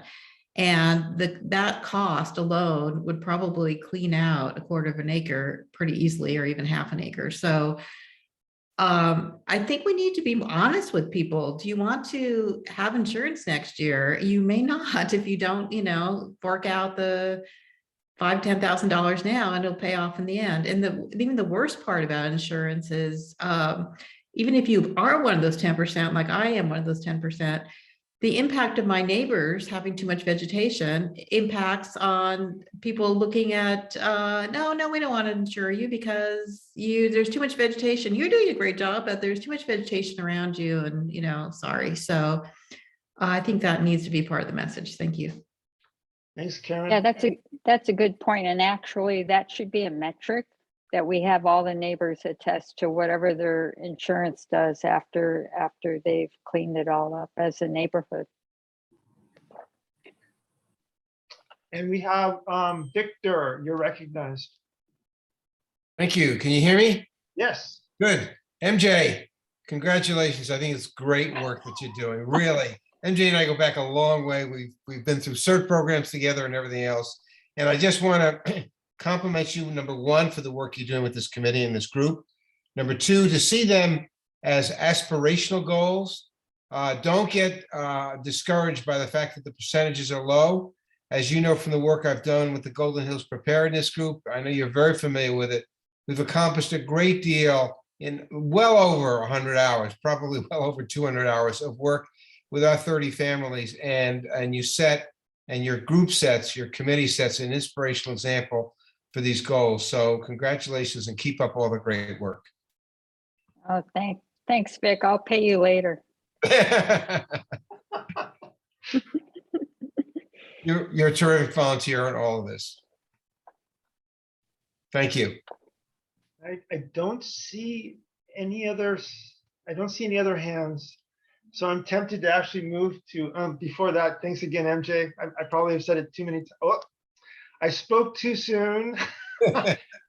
Rita Combs, you're recognized. Yes, thank you. Sorry. I was looking for my raise hand button on this new laptop. But, you know, I know the town used some of the money that they received from, you know, the state and federal government to look into undergrounding of PG&E wires and whatnot. And I haven't heard an update from the town on how that's going, but I think that's a big thing, you know. When the presentation from the woman from Paradise, which she was exceptional, and if you missed seeing that woman talk, you know, please watch that video, and you can watch some of her other interesting videos that she's doing in that town. But she talked about PG&E actually paying for all the undergrounding in Paradise, you know, because they were guilty. And I'm wondering if there's a way that we can get them to possibly cough up or add to, you know, what we as residents might have to pay. And I know someone talked about having a subcommittee with, you know, to talk about finance, but we do have a finance committee in this town, and I wonder if they can come and help. Because even in the, committee of committees, the finance committee was not part of that. And when we're talking about all these things that are needed in the town, it just seems that we have to also think about how much is it going to cost us and where we're going to get the money. So I'm very pleased to hear this group talking about, the real end of trying to get anything done. How are we going to pay for it? Is Sure. there something else? And if we don't do it, is it going to cost us more money? Is it going to cost my neighbor more money for insurance and whatnot? So I'm very glad to hear that, with this group. But I would like to see some kind of update on that undergrounding study, and hopefully the town will stop giving exceptions to other residents when they're looking for an exception on upgrading their electric for their home, and then giving them exceptions when they're having to underground for their upgrades, and the town has been giving exceptions. So I'm happy to see the direction of this group, and keep going. I'll see what I can do to help you. Thank you. Yeah, so well, one quick comment on that. So I know there's an undergrounding committee that the town has, and I know that MJ Yes. previously served on that committee. I'm gonna let MJ talk really quickly, but I want to say one other thing. Last year, we had 2 incidents at the ranch that proved that undergrounding is not 100% foolproof, because everything at the ranch is undergrounded. We had 2 underground transformers explode, and one of them actually caused a fire on one of the trees that was near the transformer. So believe me, it probably is great to have undergrounding, and I support undergrounding for sure, but it also, there has to be measures around how to make undergrounding safe. So you wouldn't want to have vegetation around an underground transformer. And that's one of the things the committee actually worked on last year, was to create a requirement about vegetation mitigation around underground transformers. And that's something that WFPD now has in its hands. So that's all I'm going to say on that, and I'll let MJ finish. Well, that's a Yeah, start. Do. I'll try to keep it brief. I actually am still a member of the Cable and Undergrounding Committee. We're actually going to rename it to the Undergrounding Committee, but what happened was the committee went on hiatus. It still exists, but we only get together if someone calls a meeting.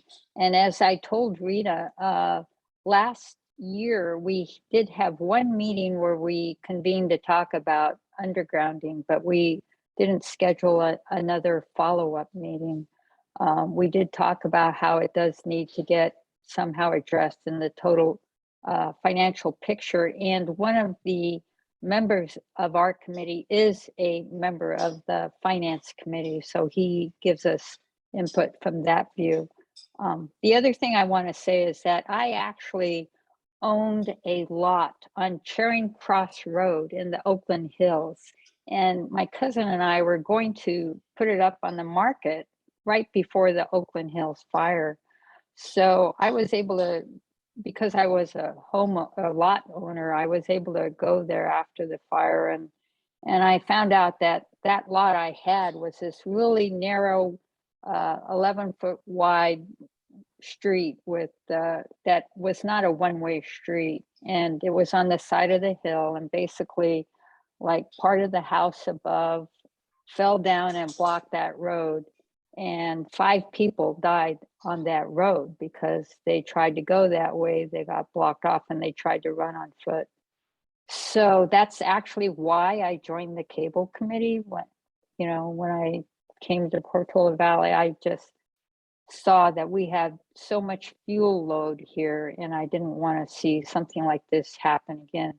What happened after the fire is that Oakland decided to underground all the hills. So then for the next 30 years, I was paying around $300 a year to pay for that undergrounding. So, so that's my experience. Thanks, MJ. I think we've exhausted this, and we can now move to item 9. This is the final item on the agenda. It's 3 sub items. And I don't know if Don, are you still on the call, or did you give up on us? I think he's gone. So we can pass over Don. Jeremy, are you on the call? Jeremy? I don't think Jeremy's on the call either. All right. And then there was one letter from Bob Turkhart that was basically sent to the committee. That was in the agenda. So that's just a reminder that it's there for your review. And I have no further items for us to discuss. So I would entertain a motion to adjourn unless somebody wants to bring something else up. I So move to moved. adjourn. Okay, great. I'm I with you. second. Good to see everyone. Thank you all. You're Thanks for great. your leadership, Michael. Thank you, guys. You're Thank all you. awesome. All right.